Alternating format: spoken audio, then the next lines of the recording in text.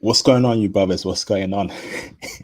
It is your dude, Mr. International Passport, here again for yet another classic live stream. First and foremost, brothers, do you brothers hear me loud and clear? Please, please press a one in the chat if you brothers hear me loud and clear. How is my audio?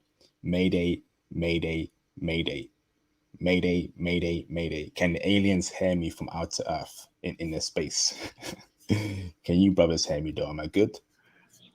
That's awesome. Thank you very much for the confirmation, J. Mitch, Ozzy, and a couple of brothers. Let's get it cracking, man. So, brothers, in this live stream, I want to say thank you very much for the brothers that have supported me over the past couple of years. Much appreciated. Welcome aboard the new people. I accept and I embrace you in open arms. First and foremost, brothers, when you come in, please press the like button. Likes are very important. And throughout tonight, please make sure you hit the super chats and you hit the PayPal donations. That's very important. Please support me. I'm putting in work out here. It is 3 a.m. in the UK right now, and I'm up awake. Just finished teaching my Python class to the brothers. So please, man, you gotta support me, man. Let's get it cracking. So, brothers, today we're gonna speak about a very particular type of Asian woman, and that's Vietnamese woman. Okay.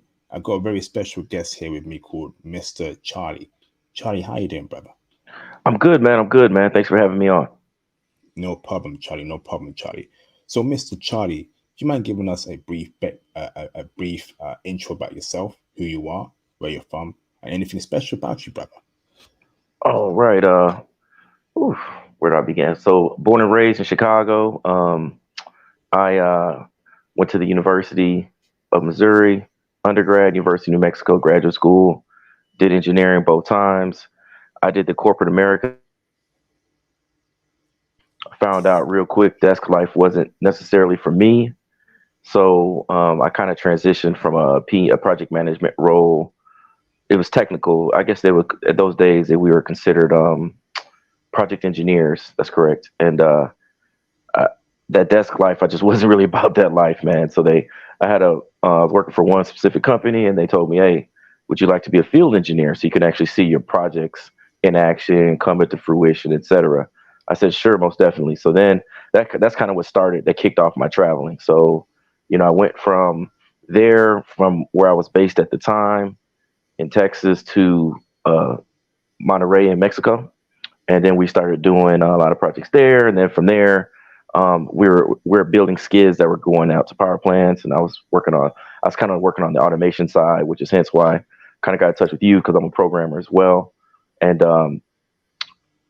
from there, went to another company, did some more field engineering work. Again, I always recommend, brothers, you guys can get a job when you're young. You can travel, take it. That's big. It's going to open your horizons. It's going to force you to grow as a human being.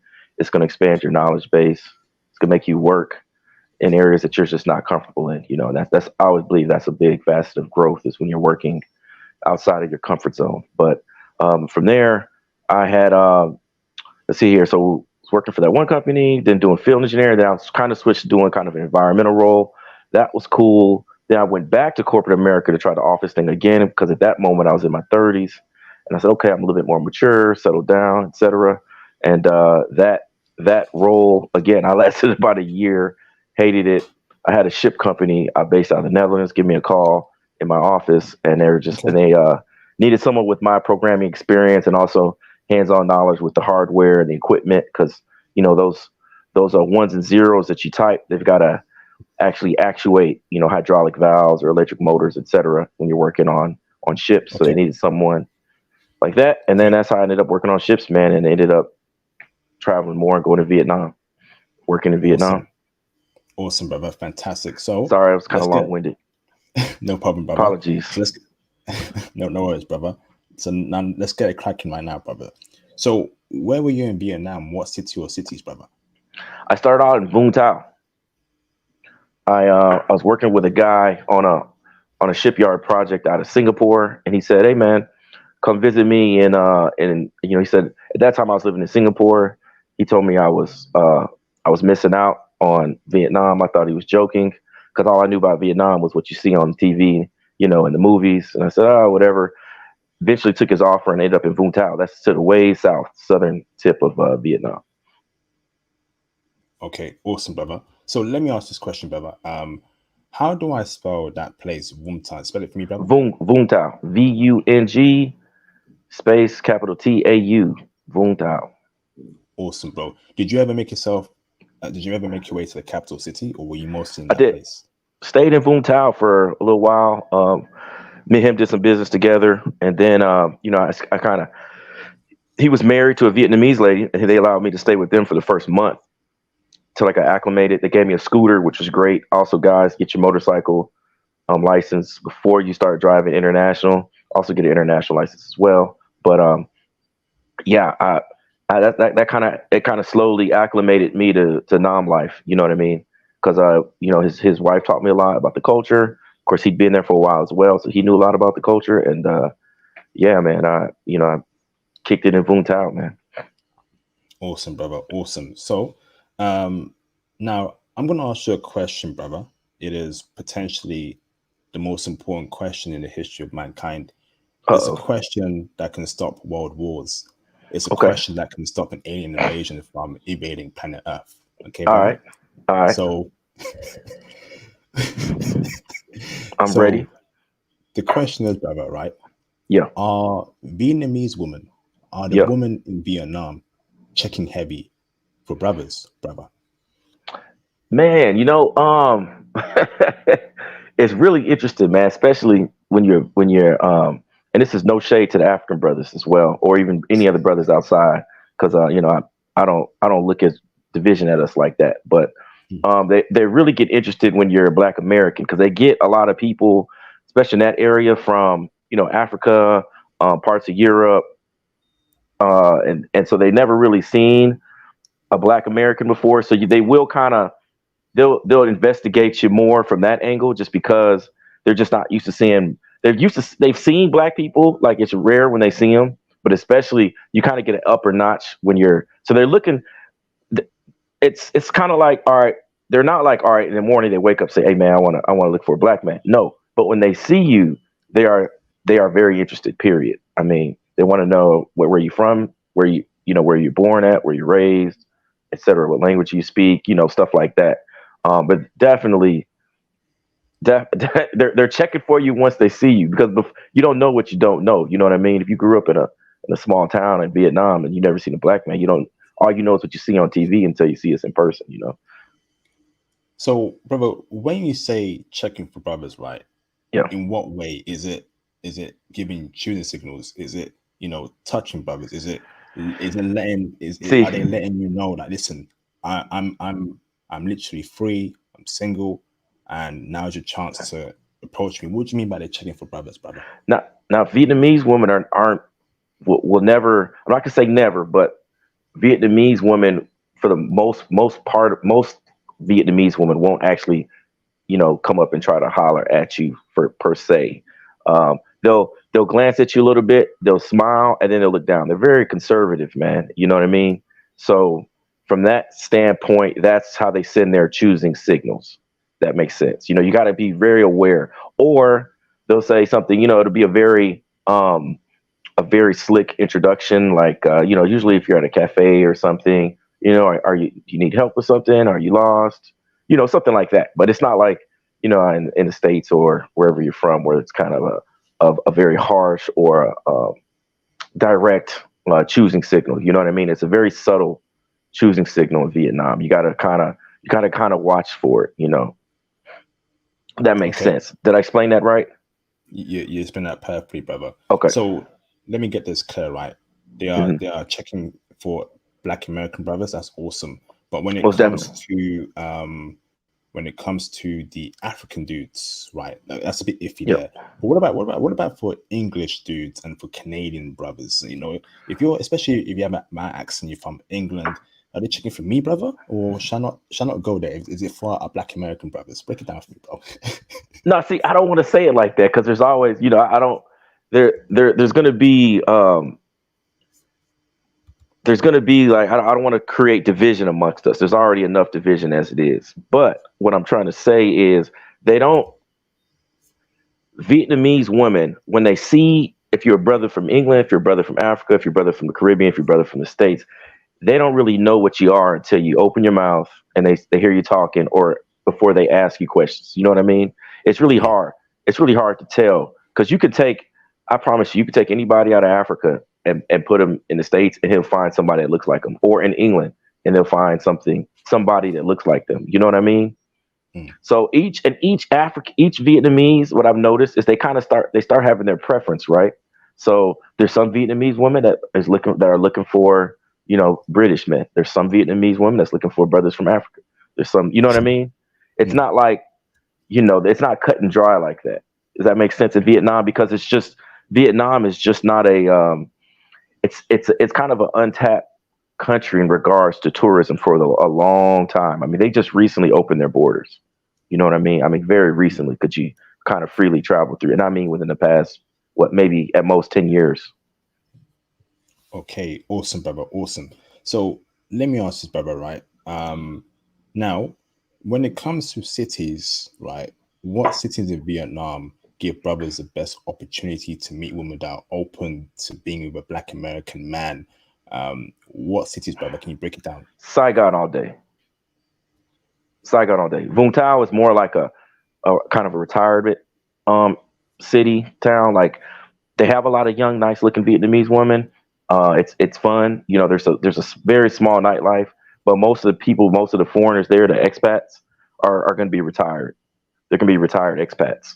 So it's more of a chill, laid back kind of coastal vibe, because you can get to the ocean from there. It's not landlocked. It's not that far.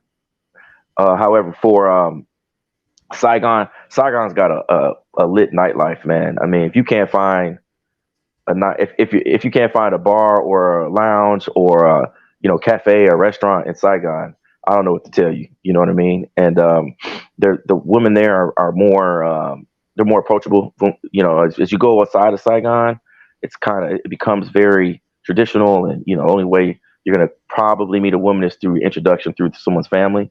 But in Saigon, the women there are a lot more educated. They're gonna be able to speak. They're gonna be able to speak English. They're gonna be more open to meeting other cultures, just because they've been exposed to that through their education or through their jobs or etc. So Awesome, Saigon all brother. day, man. Saigon is awesome. Is Saigon also a spot that English brothers can go to as well? Also, by the way, Saigon Ho Chi Minh is the same. Saigon's the old name. Ho Chi Minh is the new name. But that's without getting into Okay. politics. So if you guys hear Ho Chi Minh, that's also Saigon. It's the same city. And you were saying, I'm sorry, were Saigon women checking for English men? Yes. Ah, man, again, man, it's it's first off, okay. First off, and you mean English Black men, correct? Mm-hmm, mm-hmm, mm-hmm. Okay, yeah. First off, again, man, once you're Black and you're over there, you've already it's like you've got an extra, 3-4 points on the on a scale of 1 to 10. So but they're going to be a little hesitant, because anytime you look different, you're going to be more attractive to and I don't mean different like in a bad way. I mean different, just not the normal. Anytime they see someone that's, I've never seen someone that looks like him before. Right there, boom, you got a spot. You got a shot. After that, it's just going to be okay. They're going to think, okay, is my family going to be accepting this? Are my friends going to accept this? And if that's a check mark for both, then boom, it's cool. They'll be seen with you in public. But then the ones that are like, oh, I don't think my parents or my family's gonna like this. My friends may not like this. That doesn't mean they won't deal with you, but they'll just deal with you behind the scenes. You know what I'm saying? Mm, Does that okay. make sense? That makes sense, brother. So Okay. just because they don't want to go out with you doesn't necessarily mean they won't deal with you. It's just they're very conservative. Again, they don't want to have that reputation like that. You know what I mean? They want to keep that nice, that good girl next door type of vibe, which a lot of them do have that energy, and their body counts are low, and when you get to that area of the world. Amazing, brother. So let me ask this, right? So I'm in Saigon right now. I'm with my Hmm. American brother in Saigon. We're both in Saigon, right? Hmm. So what places do we go to in Saigon to meet wipeable, respectable, coachable, feminine woman? Is it the parks? Is it, let's say, Parks are a good. certain or museum? Break it down for me, Baba. Definitely parks, museums, cafes, tour groups. Well, tour groups you'll probably run into a lot of other foreigners, but parks are a good one. I'm a cafe guy, so I like cafes. I like coffee, so that's always been a good spot for me. Even the online dating scene is decent in Saigon. To be honest with you, it's not like other places. It's definitely now. Yeah, and then also just through friends and acquaintances through work or some social group, they'll also introduce you to other um, well vetted, wifey material type of women. Amazing, brother. Amazing, amazing. This is awesome. Now, let me ask this, brother, right? Obviously, we're men. I think um physical attributes are also important. I think you have to be attracted to a woman if you want to be with her. There's no attraction there, it ain't gonna work out. Right. So, brother, are Vietnamese women, facially and body wise, are they attractive? Oh, yeah, I would say yes, most definitely. Again, though, it's to each their own, right? So in Vietnam, the women are a lot smaller. They're not going to be tall. They're not going to be super thick. Some brothers like thick. These women are going to be petitely shaped. They will have curves, though. Don't Ooh, sleep. They will ah, definitely have curves. They're not going to ooh. be, thick stallion thick, like, what I mean, but they will have curves, I promise you. And they dress conservative. So sometimes you may not notice those curves until those clothes come off. You feel me? So Ooh. you got to be patient and just stay respectful, man. As long as you're respectful and, courteous, gentlemen, they'll deal with you, but they do not like asshole behavior. Excuse me. They do not like, ignorant behavior. Amazing, brother. So I've always heard this myself. When it comes to Vietnamese women, they do have more curves than other Asian women. Particularly, they have They more do. curves than Chinese women, Yeah. Korean women, and Yeah. Japanese women. That's awesome, Yep. brother. I love that slim, thick, curvy That's true. chick. That's true. I ain't going to Vietnam to meet a chick that has the same body type as Megan Thee Stallion. No, thank you. Keep No, that no, in yeah. America. So Yeah, for real, me too.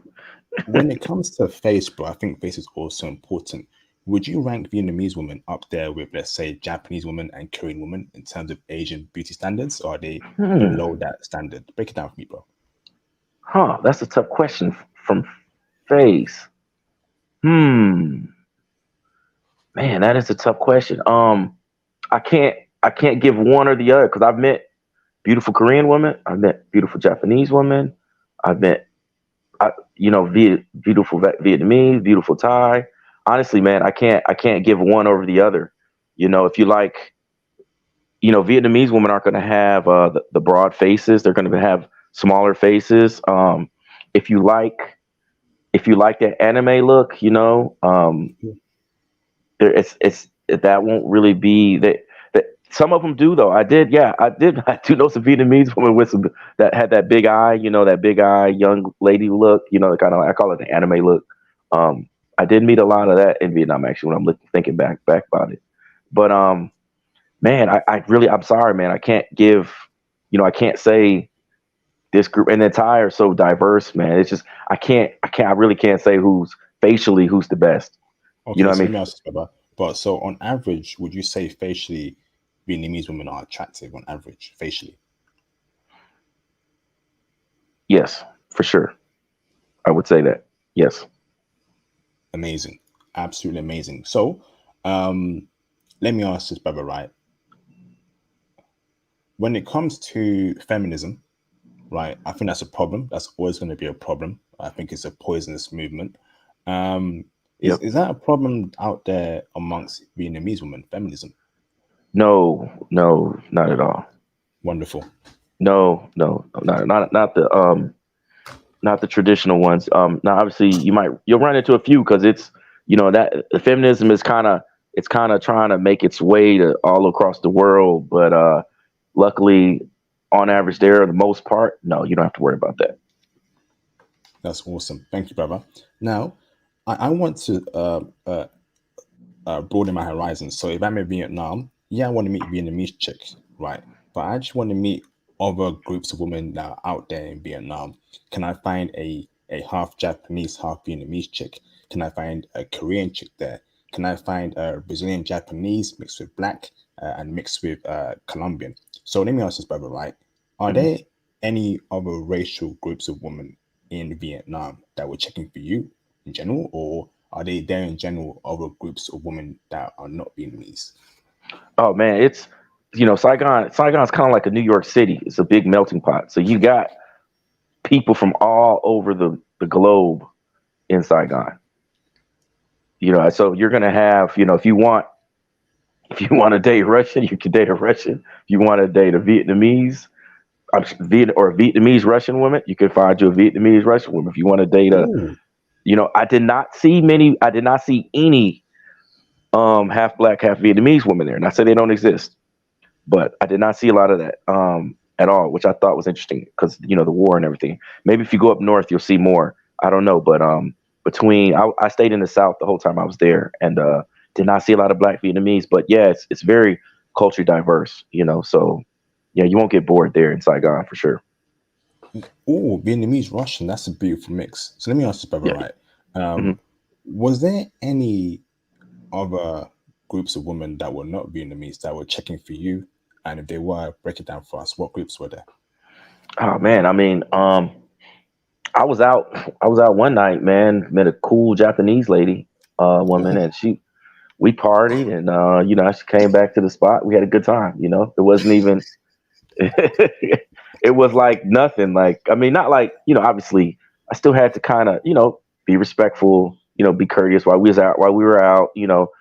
Stay engaged. I wasn't like, come here, let's go. It was we made a connection, and then we left, and that was good. And she had to fly out the next morning, so heck, meant had a Russian friend there when I was there.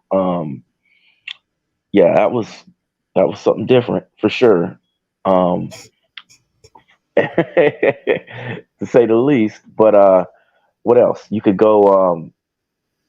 I mean, most of the time when I was in Vietnam, like I said, it's either Japanese, Vietnamese. I did not meet any Thai women when I was there. I don't know if sometimes Vietnam's pretty strict with visas, so I think that has something to do with that. Um, yeah, didn't see Japanese, Vietnamese, and of course European women are all over the place. You can, and then you'll find that no problem.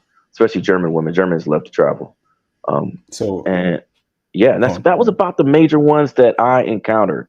But I kind of stayed strictly, when if I'm in Italy, I'm gonna indulge in Italian food. You get what I'm saying? That's how I did it when I traveled. So when I was in Nam, I was looking for to experience Vietnamese culture. That, And that's then, that's that's that, that's fair enough, brother. yeah, So, you're telling me, right? In Vietnam, the Japanese women in Vietnam, the German women in Vietnam, the yep, Russian women in Vietnam, they're yep, all checking for brothers. That's amazing. That's yep. incredible. Damn, that's amazing. The German woman in Vietnam too. That's beautiful, man. Wow, hmm awesome, bro. So, let me ask this, brother, right? Oh, Spain too. Yes, met some chicks from Spain. They were wild. Oh, those, They those were Spanish wild. chicks are extremely wild, and that's Yeah, why I they forgot are about not that. likeable. They're Yeah, not likeable. Spanish chicks, nah. yeah, yeah, yeah. No, no, no, no, no. I have first hand experience with Spanish chicks in Spain. They're not wifeable, man. Nah. No, But I know no. they're very wild. They're very wild. And they're checking for brothers, but too much for me, Yes. bro. Yeah, they are. Yeah, facts. Facts. So let me ask this, brother, right? So when you were there in Vietnam, obviously you're getting choosing signals, women not checking for you. Yep. Did Vietnamese men feel some type of way? Because I'll be honest with you, brother. When we as passport bros travel and when the local women give us love, some local dudes might feel some type of way and that might cause harm to us. They might be jealous towards us. Did you feel that sort of animosity from Vietnamese men in Vietnam? When I tell you not a single time, I mean, not even I didn't even have a chill down my back the whole time I was there, man. Didn't have any problems if I was out with a Vietnamese woman and having a Vietnamese male look at us funny or like he wanted to cause me harm. Not one time. Actually, most of the time they wanted to take pictures with me and buy me shots. Not even joking. That's what I experienced most of the time. If you gotta get a chance, I also went to Vietnamese wedding. My buddy's his niece-in-law got married while we were there, and yeah, it was Vietnamese weddings are insane, man, insane. Wow, amazing. But and that was mostly guys. It was great time. That it was a lot of guys I hung out with when I was there because in those cultures, you don't. It's very segregated. The genders are very segregated in more traditional like cultures, and there's reasons for that, which I'm not going to get into in this stream, obviously. But yeah, so I interacted a lot with the Vietnamese men during that wedding. That was one of my first month that I was there, and yeah, man, we connected later, hung out, went out. They drink like sailors, man, and yeah, they showed me love, man, straight up, showed me love, man. Amazing, man.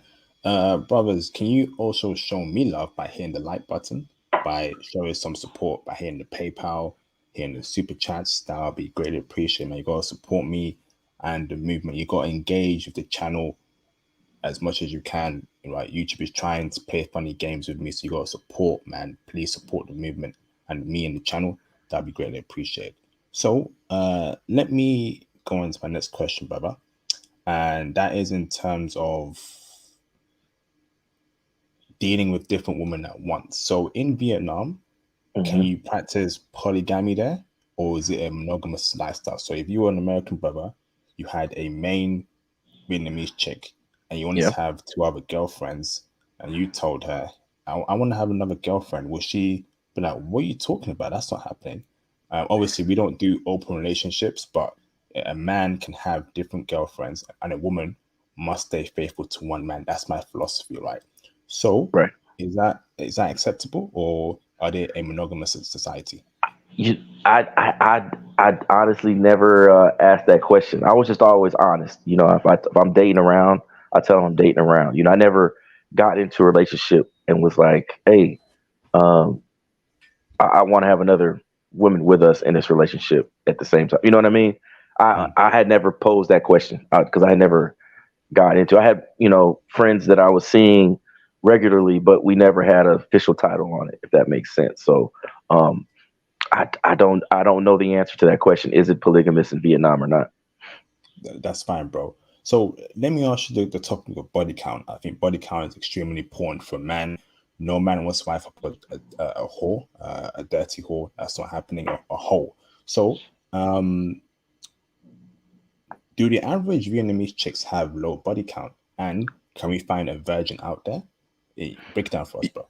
You could. You can. You could find a virgin woman out there. I promise you, in her early 20s. Oh, what? No problem. Seriously. I mean, yeah, they got low body counts because they're very concerned again about their family name. Like they don't want to tarnish their family name. So they're very concerned about being, a good representative of their family at all times. So that's the traditional ones. Now, obviously, you got the ones that's been off to Europe and and they're out drinking, getting drunk, which is very abnormal for a Vietnamese woman to do, is get drunk in public. If you see it, it's very abnormal. Excuse me, but yeah, it's you can find it easily. You can find a virgin easily. I promise you. Yeah, but you'd have to. It wouldn't be at the club though. It would have to be again through an introduction from a friend or a family member. And if you go that route, take it seriously. Don't do her dirty. That's not cool. Because again, brothers, when we travel, we're representing all of us. I definitely agree with that, man. Yeah, but yeah, we gotta respect these women, and we gotta can't respect be acting the way we do in the West abroad, man. This is our last chance of prosperity, our last chance of finding good woman, man. If this is over, it's over. So let's not waste this opportunity. So, you're saying it's easy to find a virgin. Did you personally deal with virgins when you were out there in Vietnam? Did you randomly come across them? Again, man, I don't. I don't believe there was one woman that she told me she was a virgin. And yeah, I mean, it was, without getting into too many details, there's a highly chance that she was telling the truth. But, at that time, I was still kind of so early in my traveling in Vietnam, I thought she was lying to me. So, before we engaged, and then I found out she was actually a virgin. So, but that was not in Saigon. That was out in the country outside of Vung Tau. So, but yeah, that was different. Yeah, So, that answers your question. so you're saying the average Vietnamese chick has a low body count? Low So, body count. They're not all virgins. You could find one, but definitely low body count. Yep. okay. And you can find virgins in Saigon, right? But will you find Ah, more virgins outside of Saigon? outside of Saigon. Inside, unless you're, let's say District 1. See, Saigon's huge, right? So there's a lot of districts. If you go away from the main, District 1 is the main district. That's the party district. Once you leave that district, as you go further out, your chances of finding a woman with a low body count drastically increase, if that makes sense. Yo, this is awesome, brother. This is fantastic. So, I think, right, we're on something. This is a huge winner because I want a virgin as my first choice as my wife. I Hmm. think most men want that. You want a woman that's pure, not Hmm. being touched, clean, pristine for you. That's how it Hmm. was during the Bible's time in the olden days, and it should be right now. But obviously, we live in a crazy world. So let me ask this, brother. Right, when we go to Vietnam, do we need to learn the language if we're serious about actually exploring Vietnam and finding a wife, or is English enough? Break it down for me, bro. Oh man, it's always good to learn another language. For me, I tried my first couple months when I was in Vung Tau. I had to because Vung Tau is way away from Saigon. Where Saigon they speak English. You're gonna find most women you meet are gonna be able to speak English. Um, but in District 1 in that area, in the main area of the city, they'll be able to speak English. But as you leave the area again, if they won't speak as much English but if you can speak Vietnamese, and you can learn Vietnamese, and you can even, and obviously the writing's different. If you can learn to read it and write it, etc., huge, huge points for dealing with Vietnamese women. I mean, they will. That'll set you apart from every foreigner she's ever met. Guaranteed. That's you're in the door with the family, with her. You're in the door. So Okay. But in general, brother, is English enough to communicate with women, the average woman in Vietnam? in Saigon, yes.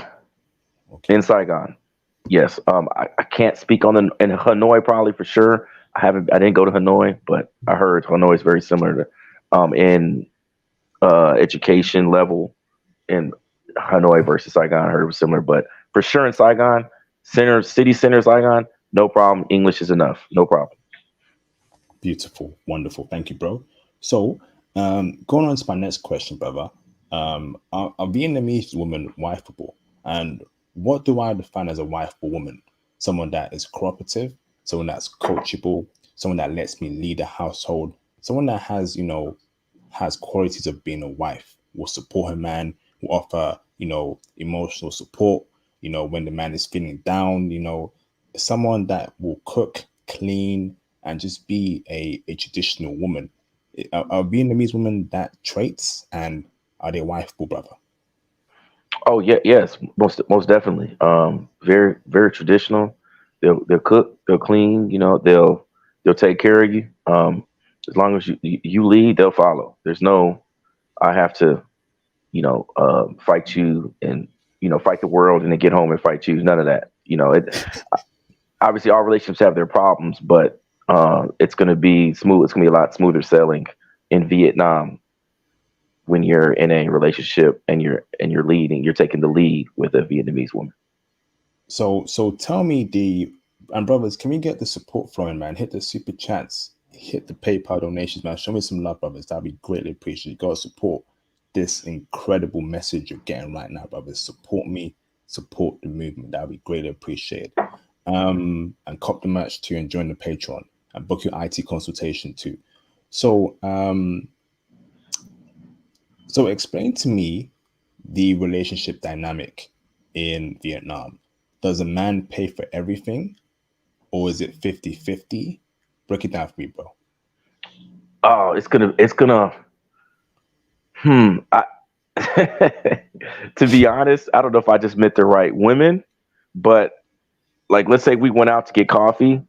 Usually, yeah, they're not gonna want you to take it to some crazy restaurant. I mean, eh, that's very abnormal. Again, unusual. They're gonna want to meet you daytime, lunch, quick coffee, talk, get to know each other, and then boom, shake hands, maybe light hug. Then y'all separate ways. Um, the the as far as how the pay goes, again, like, let's say if I went out the first date, I paid for coffee, blah blah blah, and then we went out a second time, maybe mid afternoon lunch or early dinner. She would say, "Hey, you paid last time. I want to pay this time." I was like, "Whoa, that's new." And so it was and I never asked for it, because I'll have no problem paying when we go out, no problem. But I met a lot of Vietnamese women that really wanted to be like, "Hey, you paid this time. I want to pay this time." You know, I'm like, okay, So yeah, yeah. I mean, and don't think you won't meet Vietnamese women with money, man. This one woman I was dating, she took out a stack. You know what I mean? A band out her pocket and was like, I got this for the rest of the night. I said, okay, do you? And that was how the night went. But it's a very but that's Saigon. Vung Tau. If you leave Saigon, the job market changes, the dynamics change a lot, because women, their earning capacity is not going to be as high, out in the country as it is in Saigon, where they can use their degrees and be financiers or business owners, etc. The ones I was dealing with had their own businesses through their family. So so that was So, mm, refreshing. so this is awesome, Bobby. So you're telling me, right, you can meet rich women in Vietnam and these rich women are checking for brothers. This is I would say incredible. rich, but I would say well-to-do, because I don't know their exact financial. You know what I mean? I don't know Yes. I never saw their financial statements, so I don't. But for sure, I mean, you can easily meet women that have that own their own businesses, no problem. And And they have financial means to take care of themselves, and they and are let me checking tell for brothers. and let me tell you this, right. I love hearing that because too many times in the UK, in America, brothers are going for low hanging fruits. Even when we go Hmm. abroad, if we come across a chick that has her own money, but is also feminine, Yep. cooperative, submissive, I mean, I'll take that. Yep. I mean, I'll take that anytime. So this is awesome what I'm hearing right now, brother. So, Yep. next question for you, brother, is in terms of, you know, if I was to bring a Vietnamese chick to Hmm. America, right, will she keep to her Vietnamese culture or will she, adopt to Western culture? How strong-willed is she against blocking out Western culture from poisoning her? That's a good. I'm glad you brought that up, because one of my friends in Vietnam, in Saigon, she moved to Seattle, right, about 5 years ago, or maybe less, 4 years ago, to be with her boyfriend in Seattle. Hmm. Now you would think, I think they're engaged now, but even with that being said, she still has reached out to me saying I can come out there and visit her anytime in Seattle. That to me is just 304 behavior, and she's been Americanized. You know what I mean? That, And yeah. I could tell, I could see the evolution in her IG stories, where she came in, she was soft spoken, quiet, humble, etc., feminine, everything. She's still fit and way more feminine than your average American lady still, because she was raised in that path. But the fact that she texted me that kind of took me off, because she's living with a man, engaged, possibly married, saying I could still come out there and visit. I thought that was very disrespectful. I obviously I don't deal with women in relationships like that, but yeah, So that's an example of how they change. I would never bring them back personally. No, that's a great point there. Same me, I don't deal with women in relationships. As soon as I find out she's getting blocked, I have morals. I have a way of living. I have a code of conduct. That's a Yep. big no for me. Um, and another point is that another point the brother's telling you, do not bring your foreign woman back to the West. And that's why I keep telling you, brothers, you need to get into IT. You need to get that IT remote job, and you need to stay in her country and learn her language and maintain frame and be a masculine strong man. Be a strong man. Okay. Set Yep. your rules, set your agenda. Is Yep. Shane with it? Kick her to the curb. It's that simple, Hmm. man. But never bring her back to West. The West, I'm telling you, is the devil's playground, and it will Hmm. fall. It will collapse on itself. I'm telling you, the way it's going right now is completely unsustainable, and it's being done by purpose. But those who are awake, we know what's coming, and we are prepared. Get into IT. I'm telling you, book your IT consultation with me. Let me be your IT mentorship, right? I'm currently getting brothers into IT.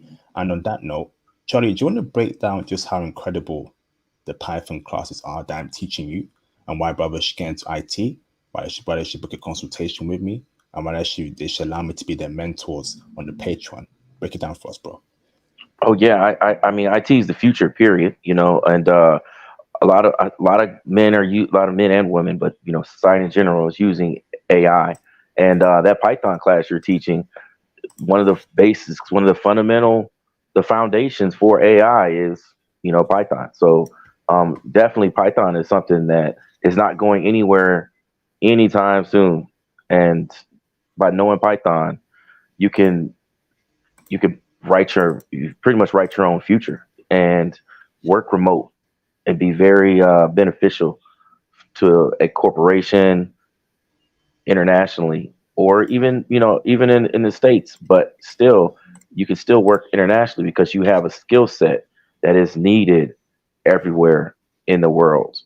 It has no boundaries, and that will free you to live and live remote, and obviously provide for your future wife, family, partner, etc. Abroad. Okay, awesome, brother. Thank you very much. The brothers, man, join the IT movement. I'm gonna keep telling you, brothers, use me as a resource to help you out. While I'm still free, while I've got time, now's your time, brothers. So, next question for you, brother, is: are Vietnamese women conservative in their thinking, or are they liberal? The ones I met were conservative. I did not meet. Have I met a liberal? No, I can't really think of it. Most of the Vietnamese women I met were, yeah, they were all pretty conservative, man. They were all very conservative, conservative Define to me, ideals. Yeah. Go ahead. define to me what you believe is a conservative woman, and why Vietnamese women fit into your criteria. Well, first off, she's gonna know her role in that relationship dynamic. Her role is to follow. My role is to lead. Um, Her role is to be help me and support me in that asset, in that facet. Her role is to there. She's going to be the nest builder, or she's going to take care of home, and I support home. And that to me is a big part of traditional women. She's that they can she can do as our she can play her role as we were intended to do as a male female. There I'm not saying that one is better than the other. They're both needed. It's just like the sun and the moon. You can't argue which one's needed, which one's not needed. They're both needed to have life.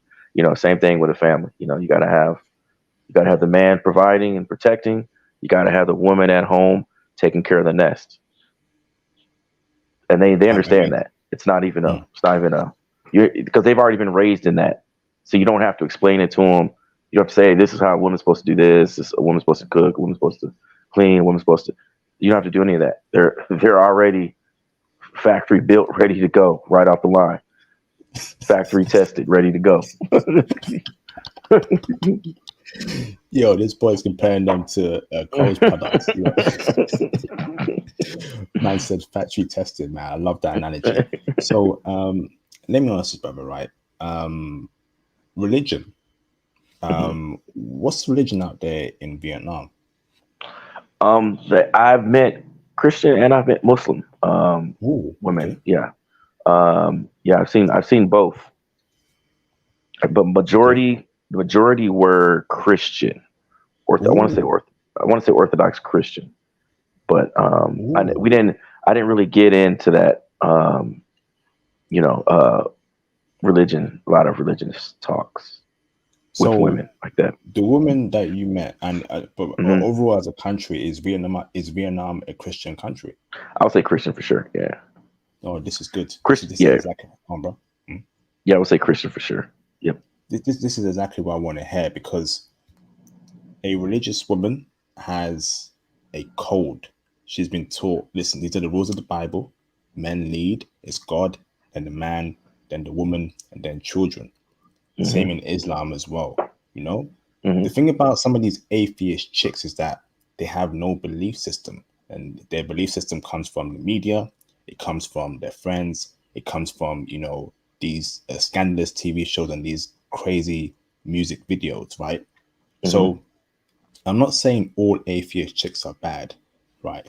But religious women, right, they are just easier to deal with. When you start speaking traditional values, something clicks in them, because they've been taught, listen, God, man, then woman, right? We need religion in this society. We need Christianity, we need Islam, we need these religious sects to keep these women and the world functional, man, right? We need their belief system. It's very important. So I'm very happy to hear that Vietnam is a Christian country. That's Yeah. wonderful. Got a couple of super chats here. Shout out to Mr. Sean Grand for the $10 super chat. Look at that, man. 43 minutes in, we got our first super chat. So that's fantastic. Thank you, bro, for the support. Shout out to Mr. Intellect for the $5 super chat. Intellect, thank you, brother, for the support. Much appreciated. Here in Seattle, Seattle, uh, we've many Viets. The younger ones are open to dealing with brothers. I met a few. Some are born stateside, some born in Nam. Okay, awesome. That's wonderful, man. That's true. That's great to hear. Thank you, brother. So, next question for you, bro, is now in terms of social media. Is that a problem out there in Vietnam? The TikToks, the Instagrams, the clout chasing, the arrogance that West women have when they start getting followers, the simps start DMing them. Is that a problem there, bro? I'm gonna tell you. You know what's crazy? I can't even recall a time when I was on a date with a Vietnamese woman and she took out her cell phone. That's funny you even brought that up. Yeah, seriously. Seriously. Phone stayed in the pocket the whole date. She stayed engaged with me the whole date. Not texting, Snapchat, snapping, TikToking, doing lives and can't remember it. I can't honestly remember a time that you know if I took pictures, if we were taking pictures together, we would use my phone. Yeah, they were not. Um, yeah, social media did not play a huge role. Now, obviously, if it's business related, that's different. But again, when they're out with you, they're not going to be out trying to do business. They're going to be focused on you because she's traditional. You know what, bro? That's awesome to hear, because in the West, right, you go on a date with a Western chick, within 5 minutes she's got her phone out, she's Mm-hmm. texting Mm-hmm. someone, Mm-hmm. or she's taking little clips of the food she bought, and I'm thinking, listen, Mm-hmm. are we gonna speak to each other? Are we gonna know each other, or are you gonna continue taking little clips of your food that you bought to show your Yep. friends that you're in some sort of fancy restaurant? I don't know what's wrong with these Western chicks, man. There's something not right in the software of these chicks. You're Yep. on a date, put your phone down and get to know me, and I'll get to know you. It's also a Yep. problem when I go to the clubs in the West, right? I don't go clubbing anymore in the West. Waste of time. I don't do so and waste of money too. I I remember agree. back in the day, right? I would see a bunch of chicks, right? The music's playing. I got my drink in my hand. I'm ready for a chick to grind on me. I'm ready to dance, you know. But then Hmm. I look around me, and all the women are just taking selfies of themselves, pulling Hmm. their hair, moving around in a circle on Snapchat, Hmm. on Instagram. I'm thinking, what's going on here? Am I in a club or am I in your bedroom when you're just being a narcissist and looking yourself in the mirror all day? It's crazy, bro. Yeah. It's Yeah, you're right. crazy. You are completely right. You It's know? it's a sickness. It really is. It's a sickness, but I'm not a medical doctor, so I can't diagnose that. But that's my It's, belief.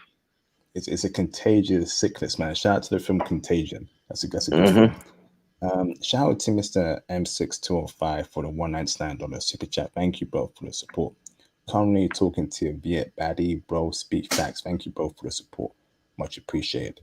Um, so next question for you, brother, is when we speak about submissiveness and femininity and being coachable, these are three very important traits in a woman, in my opinion.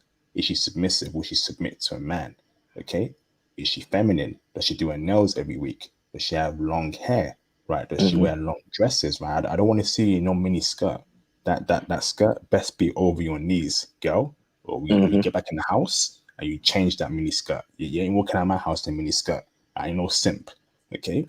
So, and is she coachable? Hey, do this, do that, follow my lead. Do they have those three things, brother? Oh yeah, most definitely. And I don't, not to one up you, but to one up you, the way you see them in public. Check this out. The way you see them in public, when they wake up in the morning, they look the exact same. They're not. There's not going to be eyelashes on the pillow, a big smear of clown paint on the bed sheets. They're gonna look exactly as you took it off the shelf. It's good. Dead serious, dead, man, straight up. But again, but yeah, going back to your question, yeah, they're already programmed, so you don't have to. All you have to do is maintain the software after that. Hey, hey, brother, are you throwing shots at Western women and Keisha right now with the, with the eyelashes on the pillowcase and the makeup all over the Yeah, pillow? I mean, come on, man, this is absolute this clown world, man, for real. It is, bro, man. Like, you wake up, you see the wig on the floor, you see the eyelashes, Uh huh. right, on the pillowcase. You see, you basically see a woman that looks like Two-Face from Batman, and you're thinking, What's going on here? What's this?" And you know what? To be honest with you, especially in Vietnam, I'm gonna say, they actually look better when they get out the shower. Let Ooh, that sink in. damn. It's wet, and they've been, you know, they've been wet, and their face has been, moisturized. That's the word I was looking for. They look even better. Seriously. Wow. Let me Yeah. ask this, brother, right? Because to me, right, a woman has reached peak femininity and submissiveness if Hmm. she's willing to bathe and moisturize her man. So if I go to Vietnam, right, can I meet a Vietnamese chick, right, Hmm. that will bathe and moisturize me? Yeah, if I tell her, hey, baby girl, can you bathe me in the bathroom? And after that, baby girl, can you moisturize me from head to toe? Can I find a Vietnamese chick that will do that for me, brother? Oh, most definitely. Yeah. Yeah. What? What? Most definitely. It's not even an issue. Yeah. And that's the, that again, that you lead, they follow. Plain and simple. Plain and simple. Yo, Yeah, plain and wait. simple. I mean, I've never, I not. man, I don't want to sound too ridiculous, but I've never had one tell me no to something. Like, obviously, I'm not that wild of a. I mean, I can be wild, but you know what I mean. Like, as long as it's not too outlandish of a request, there's a 90% chance she's gonna say yes. Oh man, Period. Period. brother, that's my dream right there. I want to meet a Yeah. feminine chick, and one day I look in her eyes, we're holding hands, and like, baby girl, right? You know, I want you to bathe me in the bathroom, right? I want you to jump in the shower with me. I want you to Hmm. bathe me. I want you to get the loafer, get the sponge, bathe my back, bathe my chest from head to toe, right? And I want you to do it slowly as well. And after you bathe me, baby girl, I want you to then moisturize me from head to toe. Get some cocoa butter cream, moisturize me from head to my Hmm. toe, and then rub my back. And let's just get down to business. You telling me, brother, Vietnamese chicks will do that for a brother? That's awesome, man. That's Oh crazy. yeah. Break it down for me, bro. Damn. Most definitely.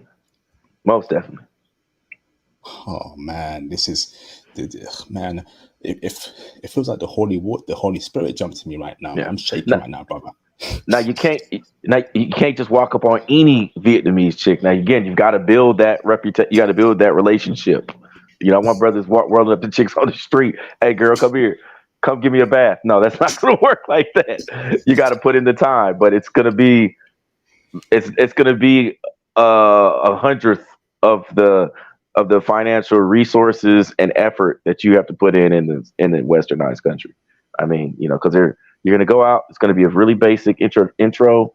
Coffee. Then the next day it'll be something like an early dinner, blah blah.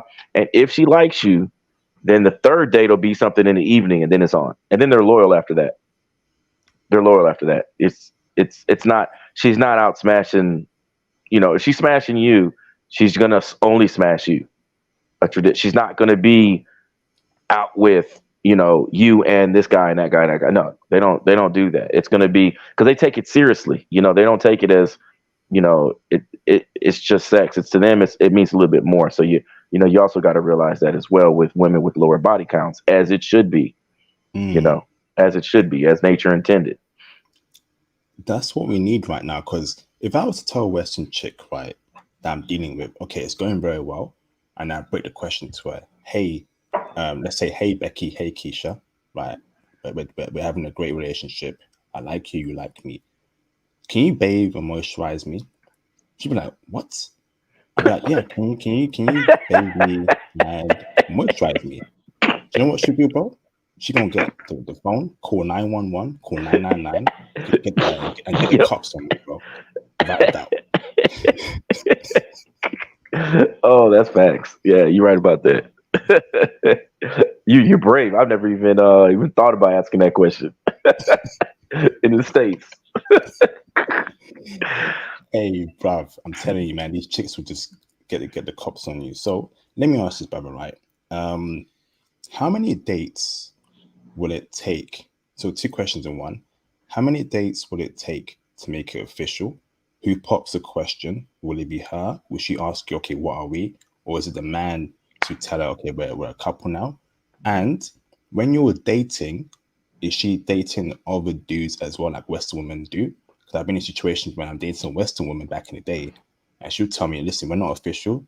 I'm still seeing my options. I'm going to see other guys on the side, and then I'm going to pick one of you to be my, to be her boyfriend. I'm like, what kind of nonsense is that? So, in Vietnam, when you date a Vietnamese chick, is she only dating you? Okay. And how many dates does it take to become official? And who pops that question? Oh, definitely. She's definitely going to only be dating you. I mean, there's not, and they don't have time for these nonsensical games too. I mean, they're gonna, they've got their personal life, they've got their work, they've got their business, maybe they're at school, etc. So they don't, and they take all that very seriously. So they're gonna be dating you, and that's it. How many dates does it make to take official? Again, you're gonna be the predictor on that. The man will. So, obviously, I don't think it'll be 2 dates. I think it'll take, you know, maybe more than 3, 4 dates, and then you have to be vocal about what you want from her, where you see you guys going. Obviously you don't want to scare her away with we're gonna get married next month, something crazy like that. No, but just say, hey, I like your vibe, I like your energy, however you want to word it. I want to see you, solely. But if you tell her, I just want to see you, you got to be 100% honest. Make sure you are telling the truth. You know what I mean? Because I've always been honest, so I've never had a Vietnamese woman flip out on me. But I've seen guys that weren't honest and they flipped out on them. Does that make sense? Mm. As they should, because you're not being. I don't agree with the whole not being forthright and saying, look, this is what I want, or this is what I'm doing right now, etc. Just as long as you're straight up with them.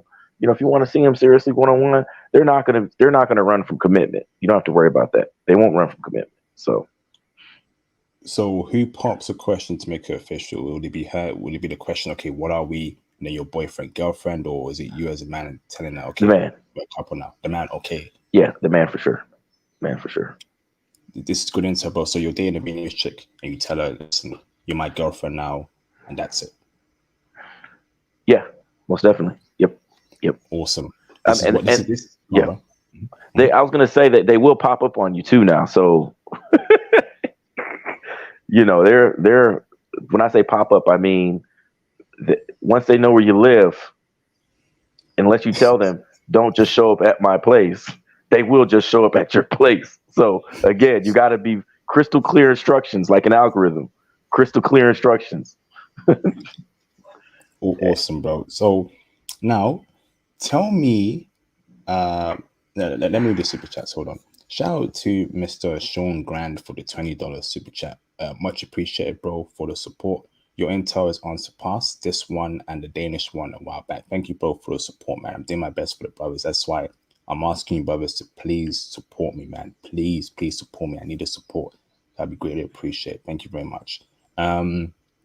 Shout out to Mr. Balao Jalao for the $5 super chat. Balao Jalao, thank you very much for the support. It's much appreciated, brother. Shout out to Mr.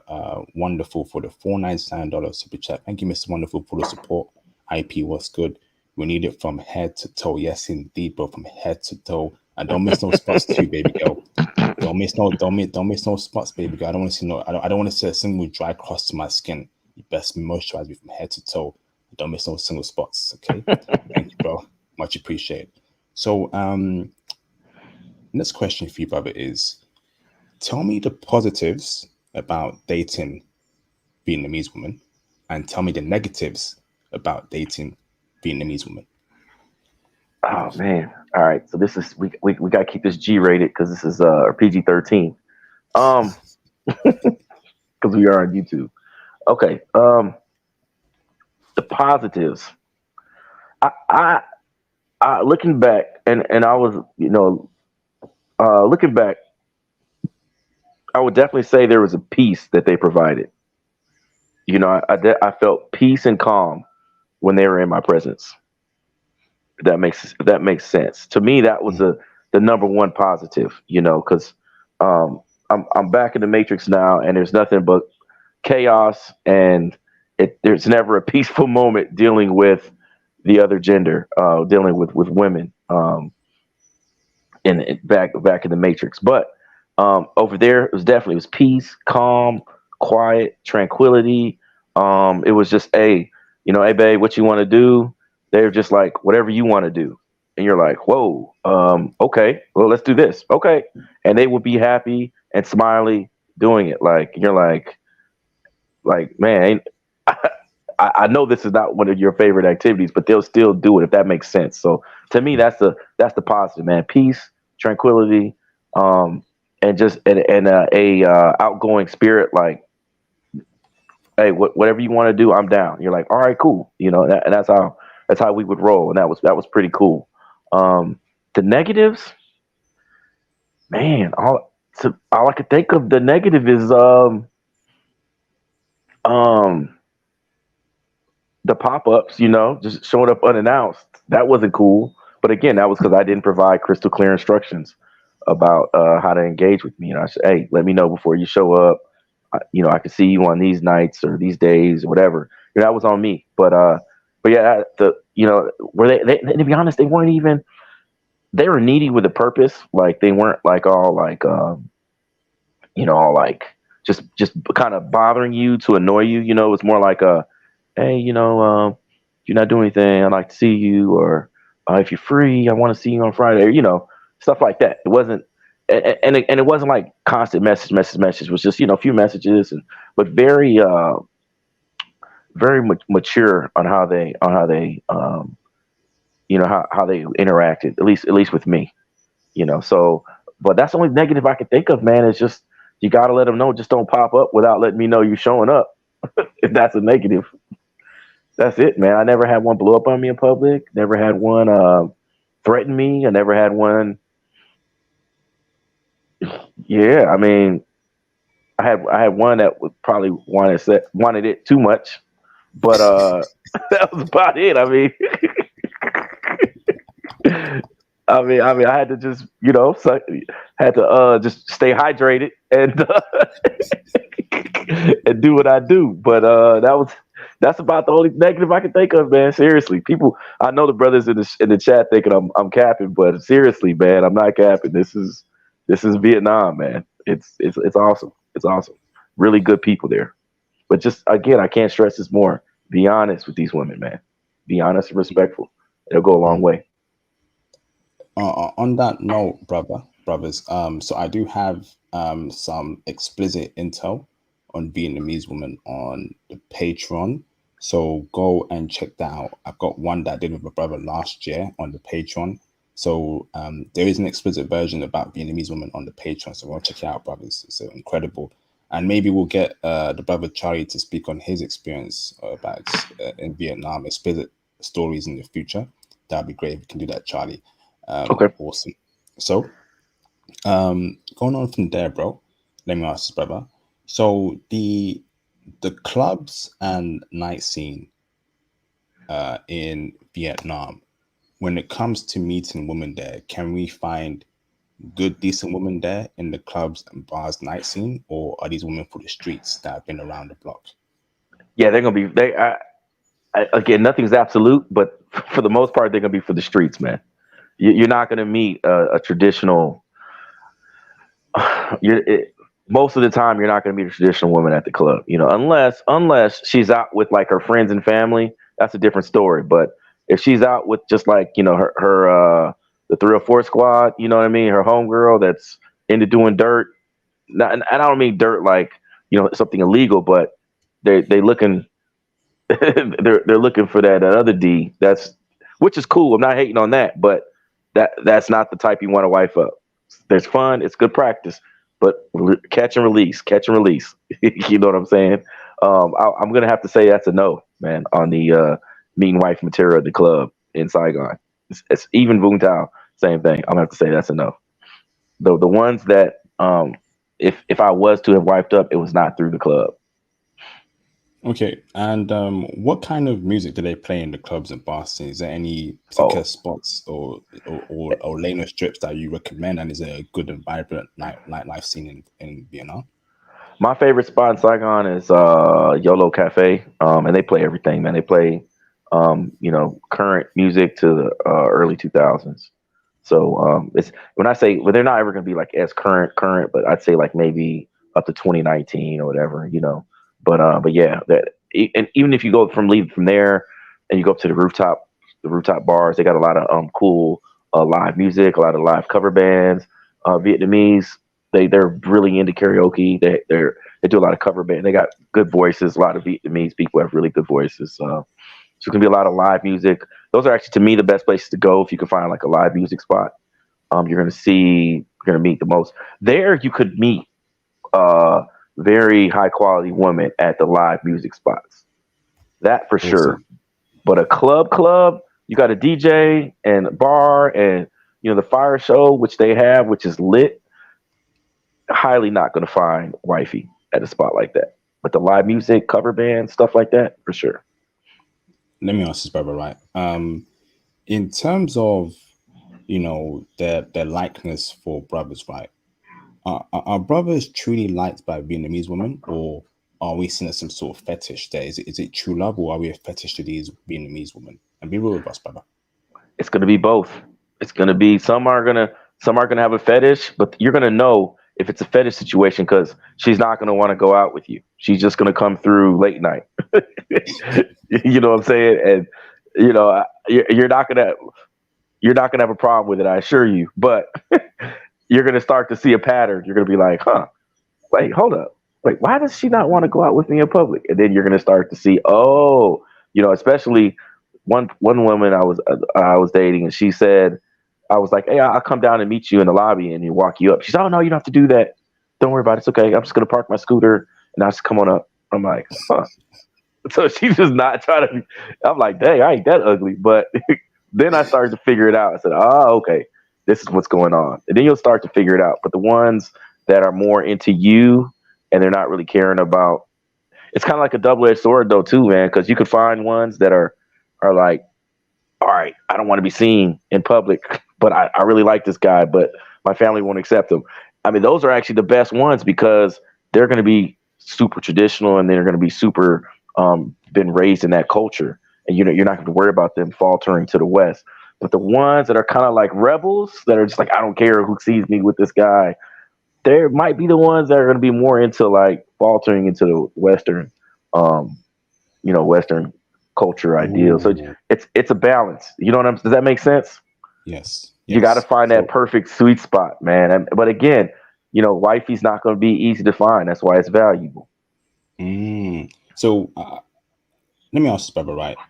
Have you ever felt like Vietnamese women loved you so much that it made you feel like a piece of meat? Like, what's going on here? Like, the love I get from these women is too much. Like, did they ever make you feel like, am I a piece of meat to these women? Did you ever feel that kind of way, brother?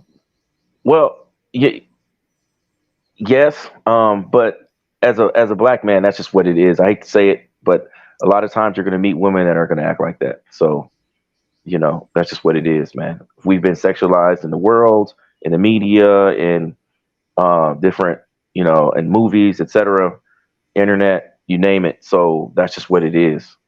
And there's, I don't, uh, I get it. A lot of us can be intelligent, talented, even musically gifted or comically gifted, etc. But sometimes they're just like, yo, we heard about y'all and we want to experience that. And that's what it is. And that's just what it is, man. Um, that's my answer to that. But for the most part, did I meet most Vietnamese women with fetishes? No, no, Okay. I So did not. the ones where, the parents may disagree with her being with a brother. Obviously, she comes from a very conservative background, low body count, could be a virgin, Correct. but she likes you as a brother. How do we then, obviously, my opinion, right? Never go through with a marriage with a woman if her parents don't like you. Everyone Correct. has to like you in the family. It has to be a smooth sailing trip, or there's going to be problems. So Yep. how can brothers, how do we navigate that? Is that something we just leave, or do we try and change a parent's mind? Break it down for us. How do we navigate with that when it comes to Vietnamese situation? I'd go stay with the family for a month. Show the dad that you're you're worth it. That's the best way to handle it. Because there's nothing better than man to man conversation, right? So if the dad, man to man, he's like, okay, hey man, I'm out here doing this work. I work on this farm or whatever he's doing. You're like, hey, let me come help you out. And he sees that. He's like, okay, all right, I like this guy. He's got some integrity. He's got a good work ethic. I like that. And I'm sure he can he's disciplined. I'm sure he can take care of my daughter. That's how you're gonna have to handle that situation. And there's no going around it.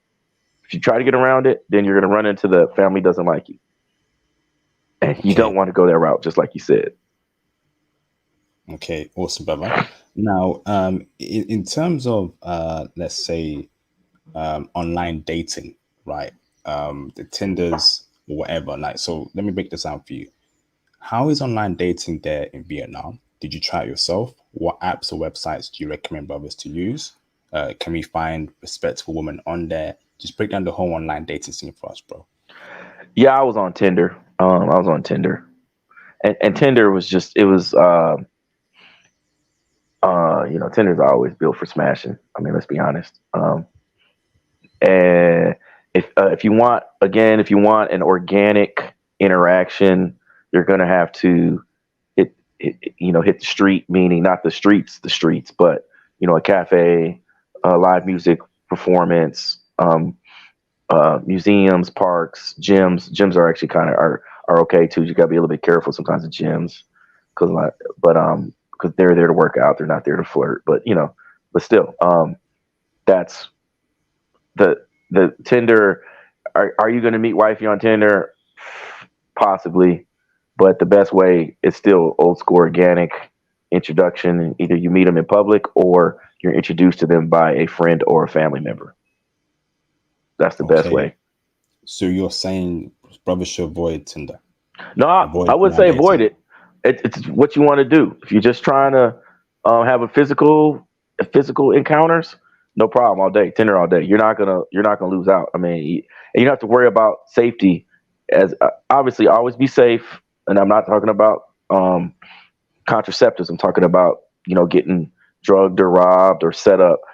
Saigon's that's not gonna happen. It's a very highly likelihood that's not gonna happen. 99% of the time, it's not gonna happen. Saigon is actually a pretty safe place regarding the online dating scene. You don't have to worry about being set up in Saigon right now, as of right now.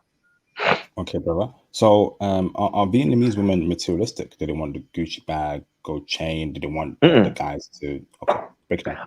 I never. No, I did know one. I met one that was all into that whole Gucci bag, and she was very materialistic. But she also was, air quotes, well traveled. So, I knew she had been in these streets because she was like, yeah, I used to live in Europe and I used to live in the UK and I used to live here and I'm like, oh, okay.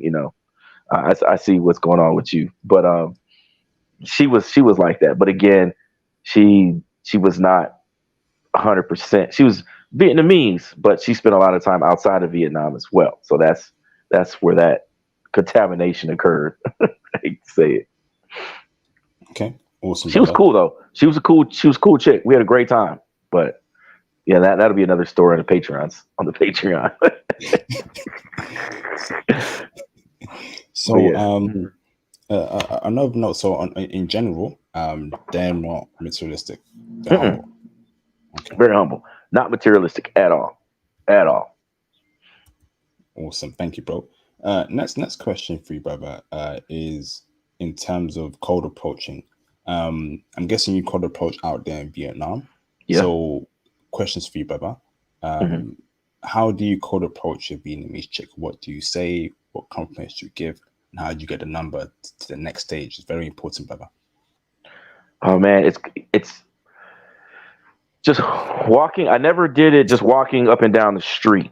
You know what I mean? Like it was always in a safe environment for the both of us, where it was like, again, like a cafe or a live music venue, something to where we both had a common interest, and then I could use that common interest to shoot my shot, quote unquote. You know what I mean?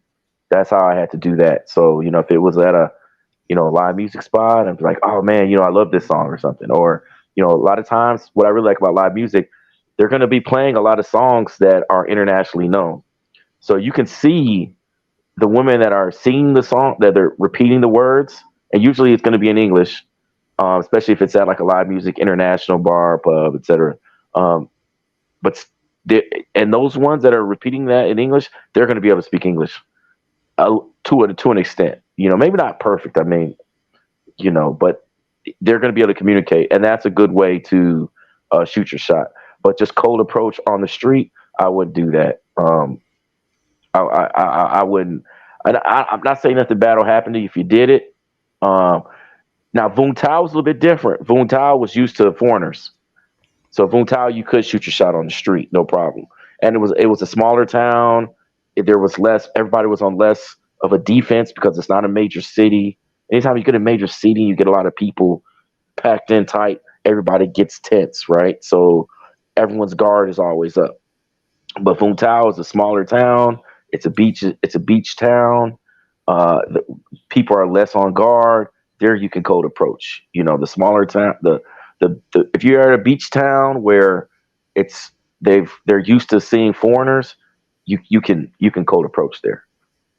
Okay, so how do you cold approach passive? What is your method? What do you say? You gotta approach on a common interest. Some common. It's got to be a common theme. Like music's good. If it's at a I don't know, if you're at a park, they're playing sports. Ask if you could join play sports. If if they're it's gotta be a common. There's got to be some type of common ground. Meetup is good too. That's a good app actually that you can use for meeting Vietnamese or meeting any not only Vietnamese women but international people as well in Saigon. So Meetup is something where you can just they'll have like language exchange. Sometimes they'll have movie nights. Again, that's common ground. Language exchange, movie nights, stuff like that. Or gaming nights, common ground. That's the best way to meet to cold approach in Vietnam. But just running up in Saigon, running up on the street, hey girl, what's up? You looking? I would recommend against that. Not saying you can't do it, but it's just she's gonna already be on her guard because she's just trying to get from A to B. She's not thinking about talking to anybody. She's trying to just she's already in a major city. The traffic is crazy there, so you already got to watch out. From 10 motorcycles going down the street at once. She's just not going to be thinking about giving out her number. And if you're at like a food markets are great. Oh, I already forgot about food markets. Food markets are very popular in Vietnam, man. You can find you a food market. You can cold approach there. Everybody's going to have their guard down at a food market because they're going to be talking, they're going to be socializing, they're going to be eating, they're going to be maybe shopping for food, stuff like that. You can ask, hey, is this food good? Is that can I get this? Oh wow, that looks delicious. What are you eating? Again, that's a common ground, but food markets are great, man. Also, and I almost forgot about food markets. Ooh, how could I forget? Super popular in Vietnam, man. Food markets. Amazing intel, bro. Amazing. So, next question for you, brother. We got 3 or 4 left before open up the phone lines. So, how should men dress out there? Oh, sorry, but let me ask this, brother. Were you cold approached by Vietnamese women in Vietnam before? One time I was. Nothing happened out of that, and that was just because I didn't really press the issue. I had she was playing hard to get ish, but again, I had enough options to where I was like, you playing hard enough to get. I'm just gonna go this way, But yeah, one time I was out and she was with her friends and she cold approached, and then got cold approached when I was with the actual girl I was seeing at the time. But that was on some sly stuff. She was trying to see who I was. Was I an actor, a movie star type of? Because what I was wearing, the way I was dressed, I was just being kind of I was being stupid that day or whatever. But no, they were cool though. But no, that was just to be organically cold approach, like what's your number type of thing. Just one time. So, and why did she cold approach you? And what did she say to you? Did she compliment you on your shirt or your trousers? What happened, bro? Oh, I had been there. At that time, I was a little bit more. I like powerlifting. In those days, I was super into powerlifting. I'm not as big as I was in those days. So then she just wanted to know like what was I doing to obtain that mass at the size that I was at, and and that it was kind of, she was into fitness as well. So that was again another common ground. She shot her shot on that. This is great. Thank you. This is some incredible information, brothers, man. So thank you for what you're doing, Charlie. Next question for you, brother, is how should men dress out there in Vietnam? Do we roll through with Sean John jeans, Fugu jacket, conservative man, 4XL white tees, Timberland boots, New York Jets snapback, red bandana, it's like Cameron from Dipset? How do we dress out there, bro? The best way, every country I've ever traveled to, the best way, always be aware on how the other men dress and duplicate their dressing. That's what I've always done. Vietnam, Saigon is so multicultural. You can kind of wear what you want. If you're going out, collared shirt, in the evenings, collared shirt. There's gonna be some places in Saigon. Most places in Saigon that are nice places, they're probably not gonna let you in with with cut off shirts and stuff like that. So, if you stick to my dad or my granddad, I think he used to tell me, always look like you got a job or you're going to a job. Like meaning you look like you ain't homeless. Stay clean, stay presentable. There's no, you don't have to worry about, like, I grew up in Chicago, so you don't have to really worry about, like, dressing, wearing a certain color and all that stuff. In a certain area, their gangs aren't an issue out there, so you don't have to worry about that. But now they have organized crime. Make no mistake, that you go to the wrong areas and disrespect the wrong people, man. They are about that life in Vietnam. Make no mistake. But again, as long as you stay respectful, man, dress conservative, be aware of your surroundings. Don't be trying to cold approach anybody's wife or anybody's girlfriend, stuff like that. You'll be fine. You'll be fine. Conservative dress is always the best dress, and try to mimic your surroundings, and do in Rome, do as Romans do. Okay, awesome, bro. So let's wrap it up now. I'm gonna go 2 or 3 more questions. So the cities that are good for brothers, that's Saigon. And Most definitely. Name me other cities that are good for brothers. I would honestly just say Saigon, because I have a lot of experience with Saigon. I got a lot of experience with Vung Tau and Nha Trang, and Saigon was lit, man. I mean, I didn't have any problems in Saigon. I did not get a chance to go all the way up north to Hanoi, and I haven't spoke to any brothers that did, but Saigon for sure, man. You're gonna have a great time in Saigon. Great time. So those 3 cities you mentioned, that's good for brothers. They're safe. No Saigon, yeah, for sure. Saigon, Vung Tau, and Nha Trang. How do we spell Nha Trang? I think it's NHATRANG. NHA space TRANG. Yeah. And the other one, Vatong. Sorry, Vung the other Tau. one. VUNG. Yeah. Okay, thank you, brother. Next question, brother, is what's the ratio of women to men out there in Vietnam? Is it more men than women? Is it 50-50 or more women than men? I'd definitely say more women than men. For sure. Yeah, definitely more women than men.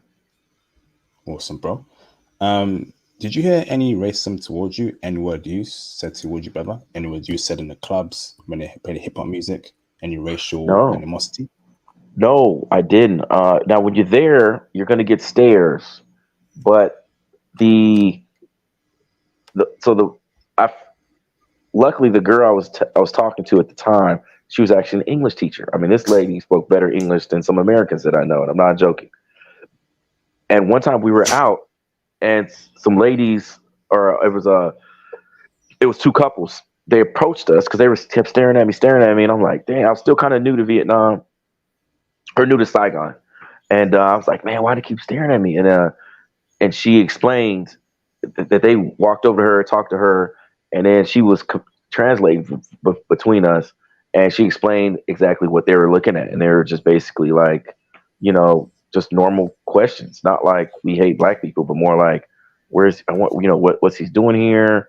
Where is he from? I mean, I was the only black dude in the club, and it was. And she was just like, they're just normal, everyday questions. Like, we've never seen him here before. What's he doing here? Does he play sports? Blah, blah, blah. Everybody thinks I'm a rugby player because my build. I wouldn't mind learning how to play rugby, but no, I'm not a rugby player. And, but yeah, I mean, they just showed me love, man. You will get, I never got anybody like, in those days I had a low cut. So now I got locks. So I don't know how I would be taken in with my hair now, but it is what it is. They never got a racial slur, never got pulled over by the police, and I had a little scooter when I was out there. I didn't have a motorcycle, just had a scooter. Most people ride scooters out there, Never got pulled over, questioned, or just stopped or harassed.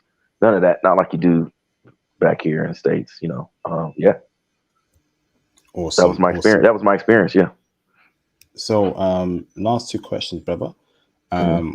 What dangers are there to be aware of in Vietnam that brothers need to be aware of, just so we don't mess things up? Uh, Stay strapped, man. Don't have any kids. That's unwanted kids. Unwanted kids. That's it, man. I mean, um, oh, that just brought me as a negative. There's one negative. I gotta tell the brother. Or that is that a Patreon thing? I don't know. If I'll just word it like this: Vietnamese women are smaller frames, meaning they're small in other places. Brothers, be gentle. They won't back down from the challenge. They will not back down from the challenge. But just be gentle, man. You gotta work them up to it. You feel me? But yeah, that would be I guess that could be a semi danger. But yeah, man. I mean, that's it, man. I mean, heck, I used to sleep with my door unlocked, man. I never had any problems, man. Okay, awesome, bro. You said with your door unlocked. You said, you mean Yeah, I used to sleep with my door unlocked. I had two apartments out there. two apartments? Yeah, Okay, I see. I mean, I stayed in one apartment, not like I was living in them both simultaneously. I'm saying, I had an apartment for like, I don't know, maybe 6 months or something like that. And then I had another apartment for another 6 7 months, stuff like that. Awesome, bro. And last question before I open up the phone lines is should brothers travel alone or in a group to Vietnam? And is it safe for brothers in general? I'm gonna say travel. I prefer traveling alone because if you go with a group, make sure you go with a group of guys and you guys are in tune and on the same page. Because if you don't, you're gonna end up arguing. Oh, let's go over here. Let's go over here. Let's do this, and it's just, it kind of ruins the experience. And you kind of waste time. I like to travel alone, but again, if you go with a group, just go with people that are like minded. That's all, and don't go with no ignorant people, man. You know what I mean? Like, if you know your homeboy is ignorant, don't take him to Vietnam. Last thing we need is that mess out there, you know. But yeah, that's where I can explain it. Like minded people, stay away from ignorance, and they will lock you up. So they don't play that at all out there. So just stay respectful, stay mindful, keep it legal, understand the laws. This is illegal, this is not illegal. That type of stuff, you'll be fine. Awesome, awesome. Mr. Charlie, thank you very much for the breakdown, man. This is an amazing, amazing live stream, brother. So I'm very conscious of your time, brother. How long can you stay on with us for a Q&A session, bro? Oh, I'm good, man. I missed. I canceled on you a couple weeks ago, so I made sure to keep this whole Sunday evening open. So I'm good, bro. Thank you, bro. Brother, can we do a Patreon for this, bro? I think we need that as well, bro, in the future. Yeah, most definitely. Yeah, most definitely, man. I can get a little more explicit for sure. Fantastic, fantastic. I'll reach out to you to set that up in the future, bro. So, brothers, this has been an amazing live stream. We're gonna have a Q&A session. So when you call in, please ask questions about Vietnam, Vietnamese women, life in Vietnam. Maybe ask about cost of living, food, culture, whatever, whatever. And of course, be respectful to our guests, or you will be punished for that. We're all adults here, so please ask respectable questions. No swearing, please. No N-word use. No sensitive topics. Keep it very PG, please, please, please, please, please. As you all know, brothers, I am offering you, brothers, IT mentorship. So to get into my IT mentorship, join my Patreon bronze tier, join the platinum tier or the IP lightning tier for that IT mentorship. Alternatively, book your IT consultation with me on my Calendly link that's in the live stream description box. Let me help you get into IT, give you that guidance to be a successful professional in IT so you can get out there in Vietnam and find your wife, brothers. Okay, I'm here to help you out. Make sure you cop the merch. Make sure you always support me, man. Please support me. Hit the super chats, hit the PayPal. That'd be greatly appreciated. Thank you, brothers. Awesome, awesome, awesome. If you cannot call in, you must send your questions in a PayPal donation or in a super chats. Let's get it cracking. So call in, brothers, and let's get it cracking, man. It is 4:31 a.m. Monday morning, and I got work in literally 3 hours, brothers, man. You know, so you know, I'm out here doing the work for you, brothers, man. Call in, and here is the link. There you go, brothers.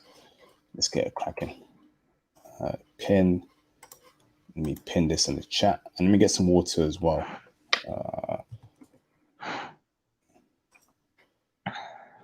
Yes, like DN3 said, Theo, we're not saying that word on this channel. It's banned. Not happening. So if you call in and say that word, you'll be permanently banned. Yeah, we don't play those games. Nah, it's not happening. Let me get some water, brothers.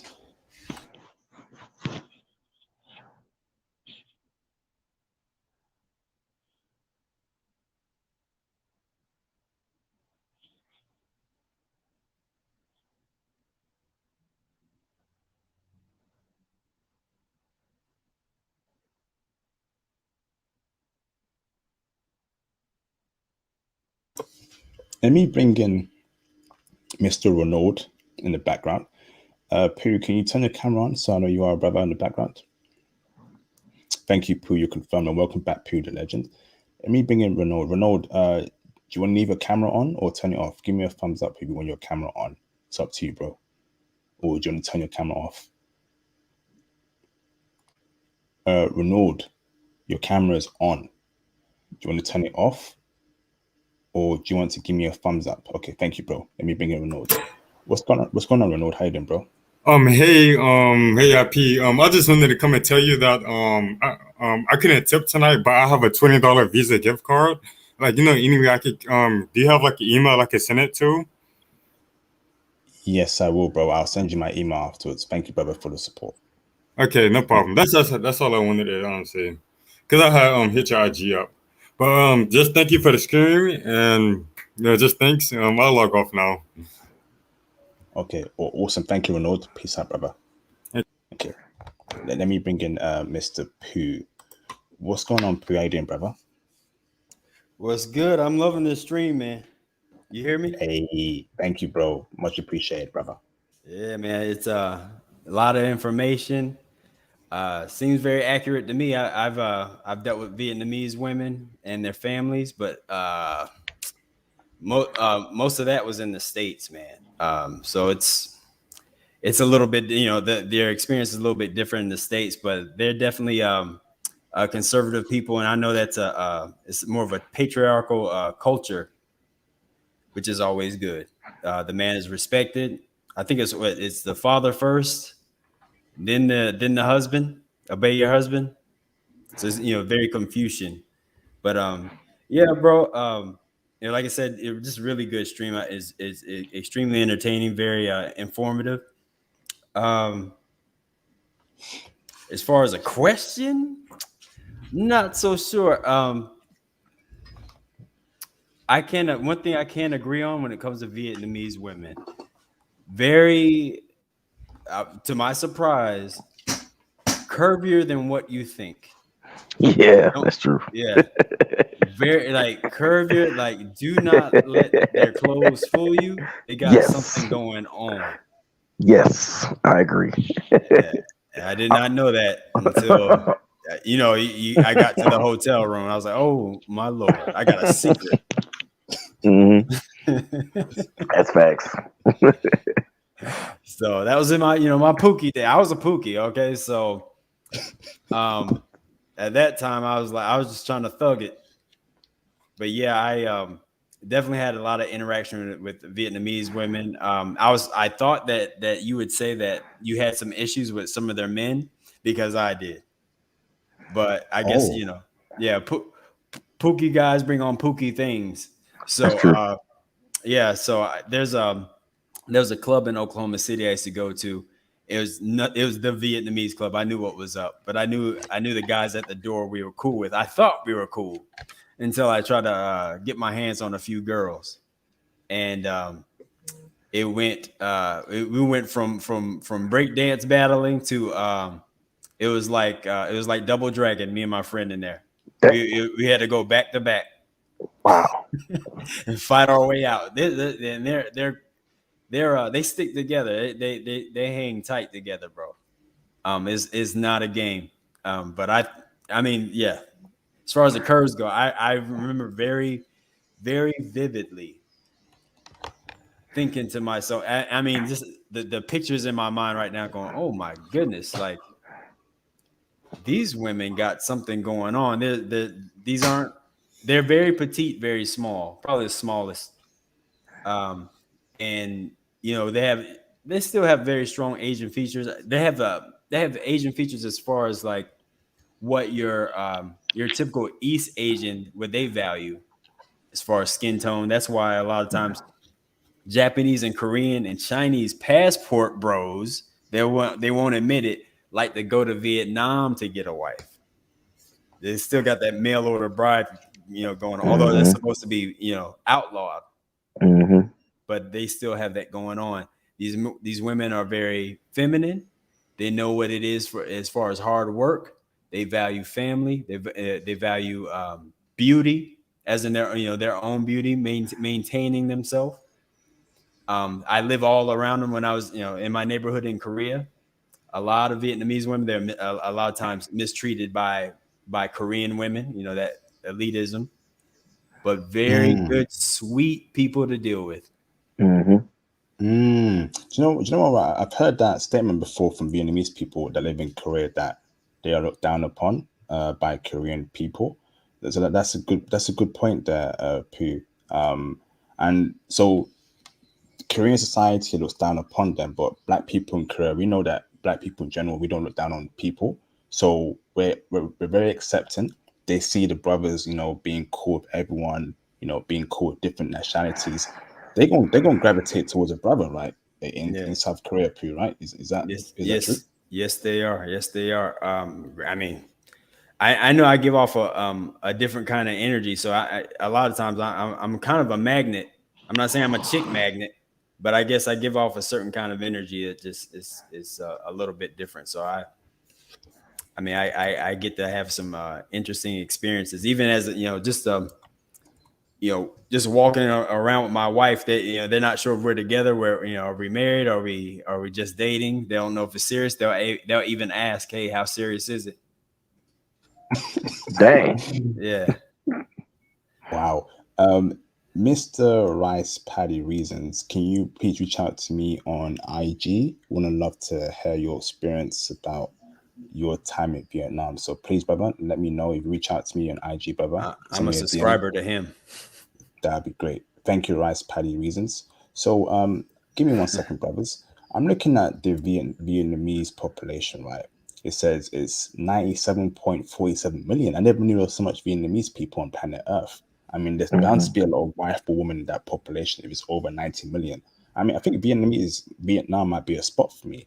I need to think about this, brothers. This is incredible. 97.47 million people in Vietnam.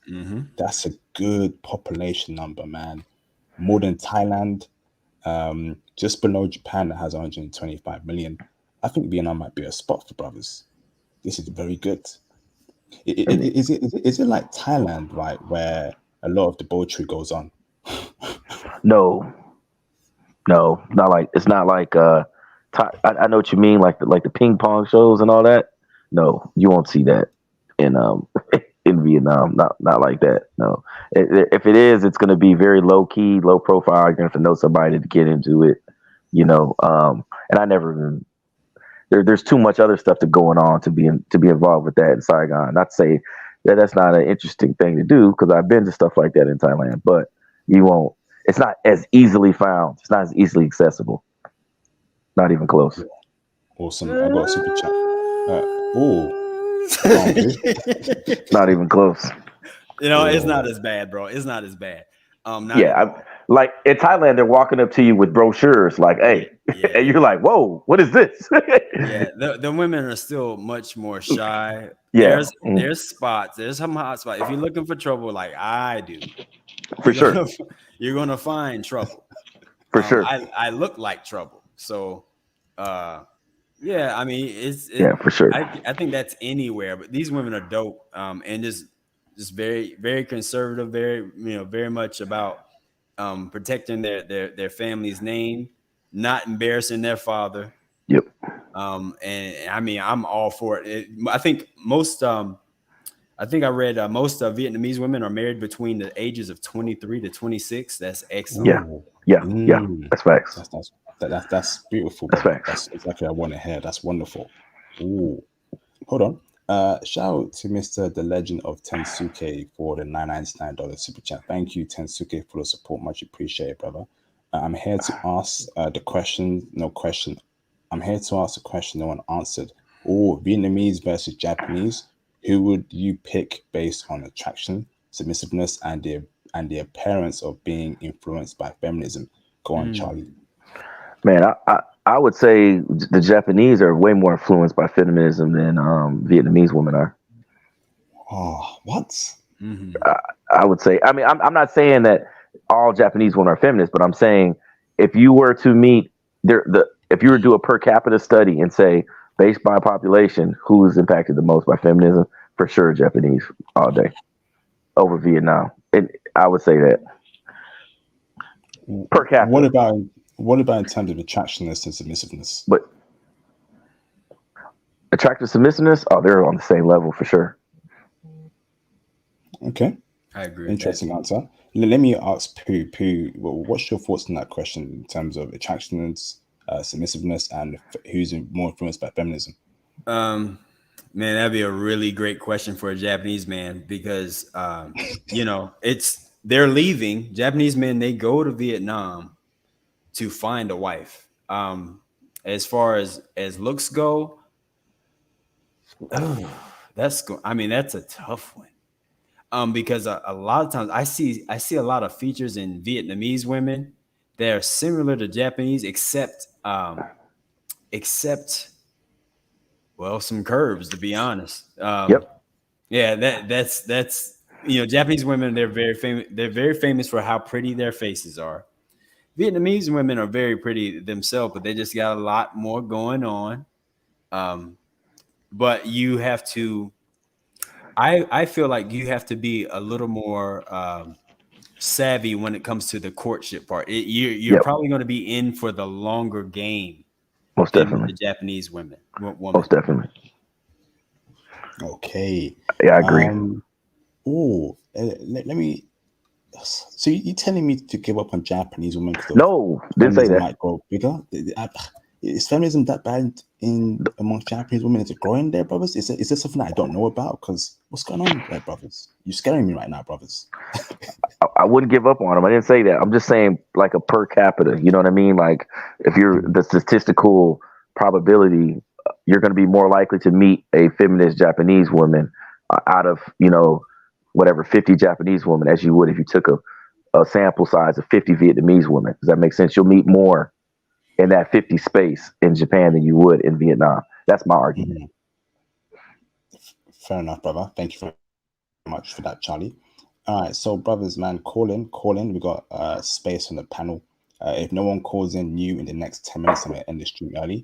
I want to have a good night and get ready for work. Okay? Yeah, for sure. Now's the time for you both to call in, man. This has been a classic live stream, one for the ages, man. This is awesome.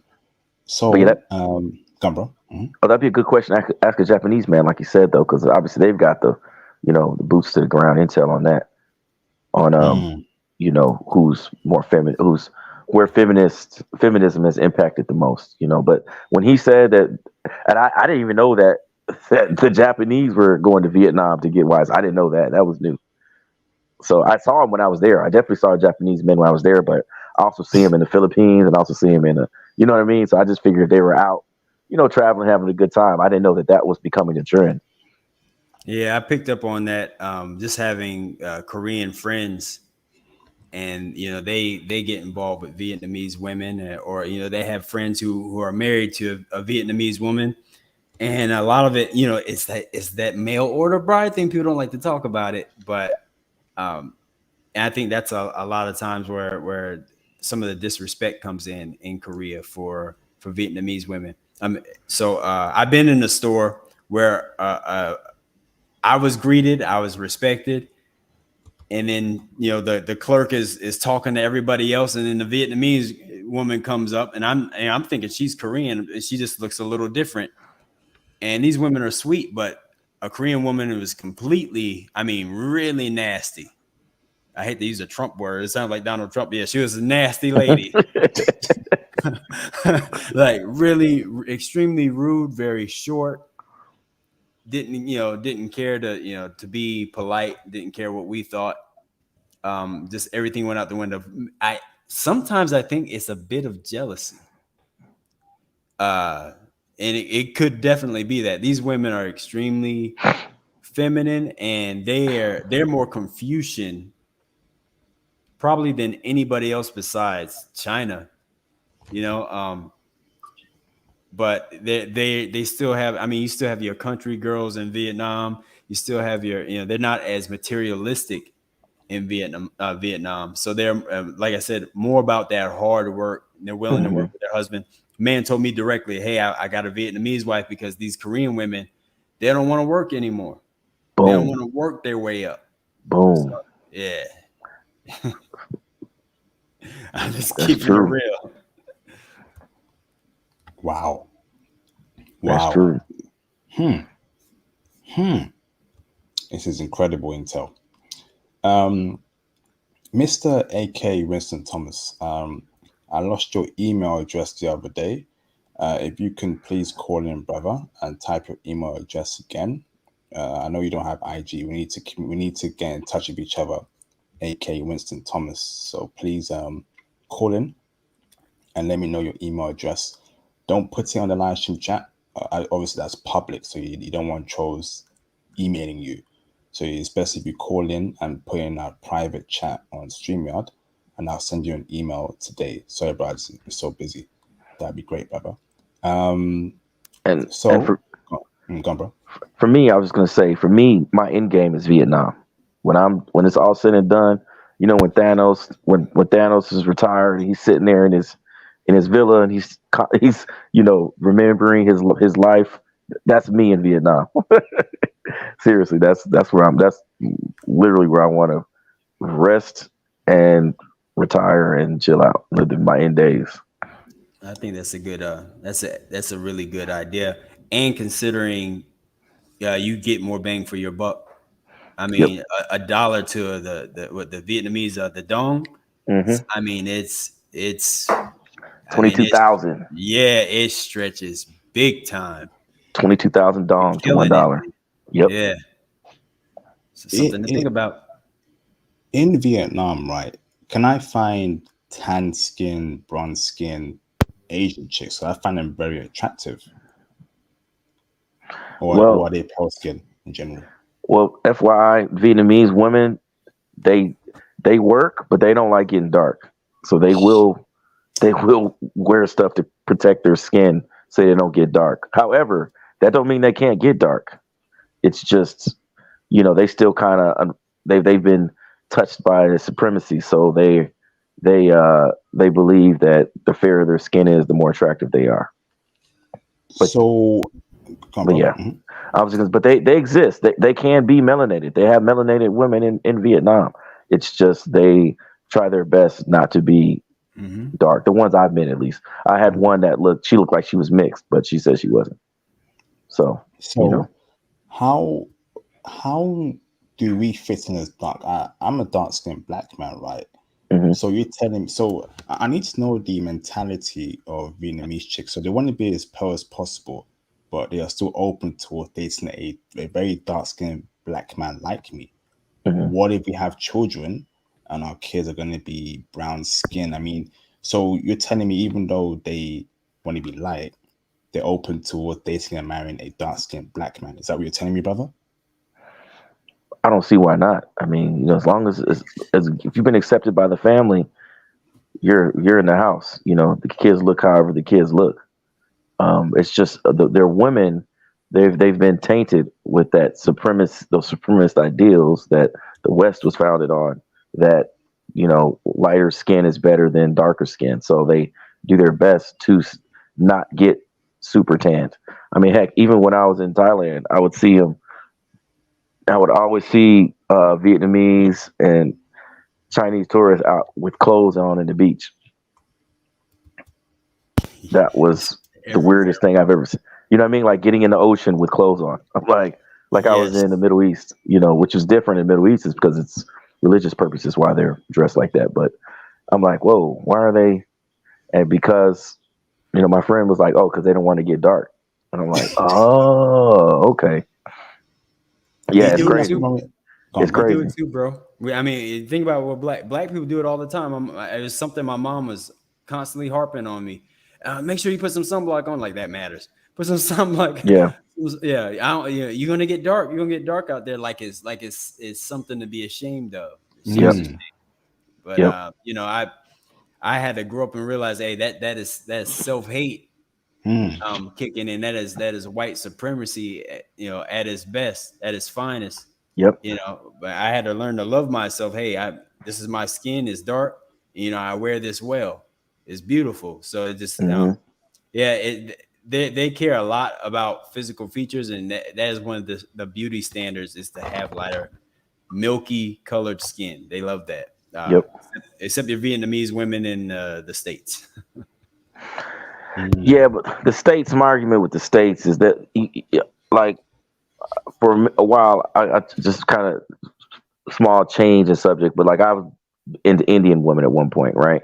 I could not, in the States, it's almost impossible to date an Indian woman as a black man.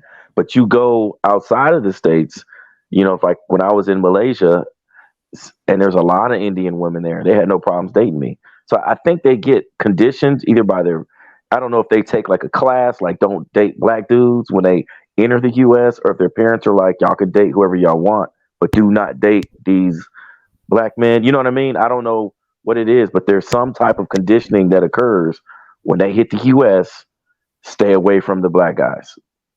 You know what I'm saying? It is. That's what I think. It's not just our skin color, bro. It's not just I you have to say that for the Patreon. I know what it is.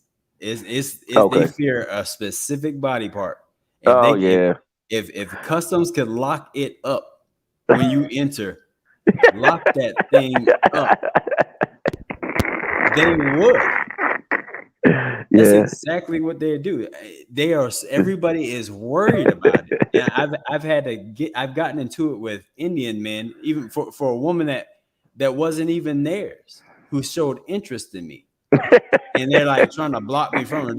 Because once she goes this way, it's not going to be the same for them. They're not going to look at her the same. Yeah, that's true. That's what it is, bro. Yeah, that's true. But I definitely think she'll give you a shot, though, IP, whoever it is, man. You just got to be patient with her, bro. Vietnam's a spot, though. You've been to Vietnam before, Pooh? No. I just got a lot of friends that they are harping on me, go. And I had already, met my wife and we started dating. But I mean, they showed me pictures, they showed me videos of like how it was, and then I was like, oh my goodness, am I missing something here? Like, am I missing something? And I was already in Okinawa too. But just think about it like this. A lot of brothers that went to war never came back. Facts. That's deep. Yes. You fought a war. You'd think you'd want to get as far away from that place as possible, but they stayed. That's insane. Yes. And and then there's also some other juicy stuff too, man. On Patreon, I have to write all my R-rated memories is coming back right now, and I'm like, oh, but I don't want to say it here. But yeah, there's other stuff in Nam that it's coming. I hate to use the word progressive because I don't really like that word, but they have places that where you can, if you ever miss home, every now and then you're like, oh man, I miss home for this. They'll have that. That's best I can say it. You know what I mean? Mm-hmm. Mm-hmm. I'm with you. Yeah. Awesome, man. This has been a great live stream. We got over 100 people in the building. So I'm gonna give you brothers 10 more minutes. I'm gonna wrap it up. You've had time. You don't want to call in. That's cool. That's no problem. But if you want to support the channel, please hit the super chats and hit the PayPal to support the movement and this channel. That'd be greatly appreciated. Cop the merch. Join the Patreon for more insight. Me and Charlie are gonna do an explicit Patreon talk regarding what's it called? Vietnam for you brothers, man. Explicit, unfiltered, X-rated. Join that Patreon. Mr. Winston Thomas, I need you to call in, brother, and give me your email address. Let's communicate and let's get some streams popping, man. Lived in India for a year. I've sworn off everything India. I don't know why you brothers want to even try and get with Indian women. What is up with you brothers, man? What is so? Let me read this right. Theo said to avoid women altogether, but I don't know. I got 2 buddies who are married to him, though they went through a lot of family hassles to marry them. That's what I'm talking about. These people don't like brothers. If you're going through family hassles to wife up a chick, right? That's not that the family doesn't like you. I wouldn't do it. I'm sorry. Her dad, her mom, her siblings must like me, or we ain't getting married. I don't care how much she's done for you, done for me. Sorry, I ain't wifing her up. Family matters. Okay, they will do everything in the background to ruin your marriage. Yeah, that's true. I'm telling you, it needs to be a perfect sync. Yeah, that's before true. you wife up a chick. Both family members must like each other. If there's problems, don't go ahead with it. Okay, an Indian woman ain't checking for us, and we're not checking for them too. I don't want. Oh, well, they don't check for us, bro. Arabic woman. Oh wow. No, dude, not at all. I just did a Patreon recording about Kuwait, brother, last week, and I'm gonna jump on the Patreon, and they're telling me in Kuwait and in Dubai, they're checking for brothers, but they do it on the slide because very conservative, very sly, very sly. But apparently in Kuwait, they're checking for brothers. I'm like, Kuwait? He's like, yeah, bro, they're checking for brothers, especially if you're an American brother, English brother. They're checking heavy in Kuwait. I couldn't believe it, brother. So I don't know about that, Pooh, but maybe let's say Saudi Arabia or these other Arab countries, but I think Kuwait, UAE, Qatar, I think they are checking. Stay outside. Stay away from Saudi, man. Yeah, stay away, bro. I spent some time in Saudi. Stay away from Saudi, man. Saudi's cool, but it's different. It's very, very, very different. You got to navigate extremely different than you've ever navigated before. That's the best way I can explain it, man. Yeah, very strict. I tell brothers to invade. I'm usually, about any country, but I have to stop you when it comes to those Arab countries. I dealt with an Iranian girl. Man, get out of here, bro. I never went through so much hassle. Yep. Just to be with her. I had to drop her quick too. So. Oh man. Yeah. Do you mean her family gave you problems, bro? Yeah, I mean, I felt like every date was like the Underground Railroad, bro. I mean, it's like I never had to do so much ducking and hiding in my life. Stay outside. Oh, put your head down. Oh, watch it. Yeah. I was like, man, forget this. I can't be with you. I can't even deal with you in a casual manner like that. I don't like that. I don't want to.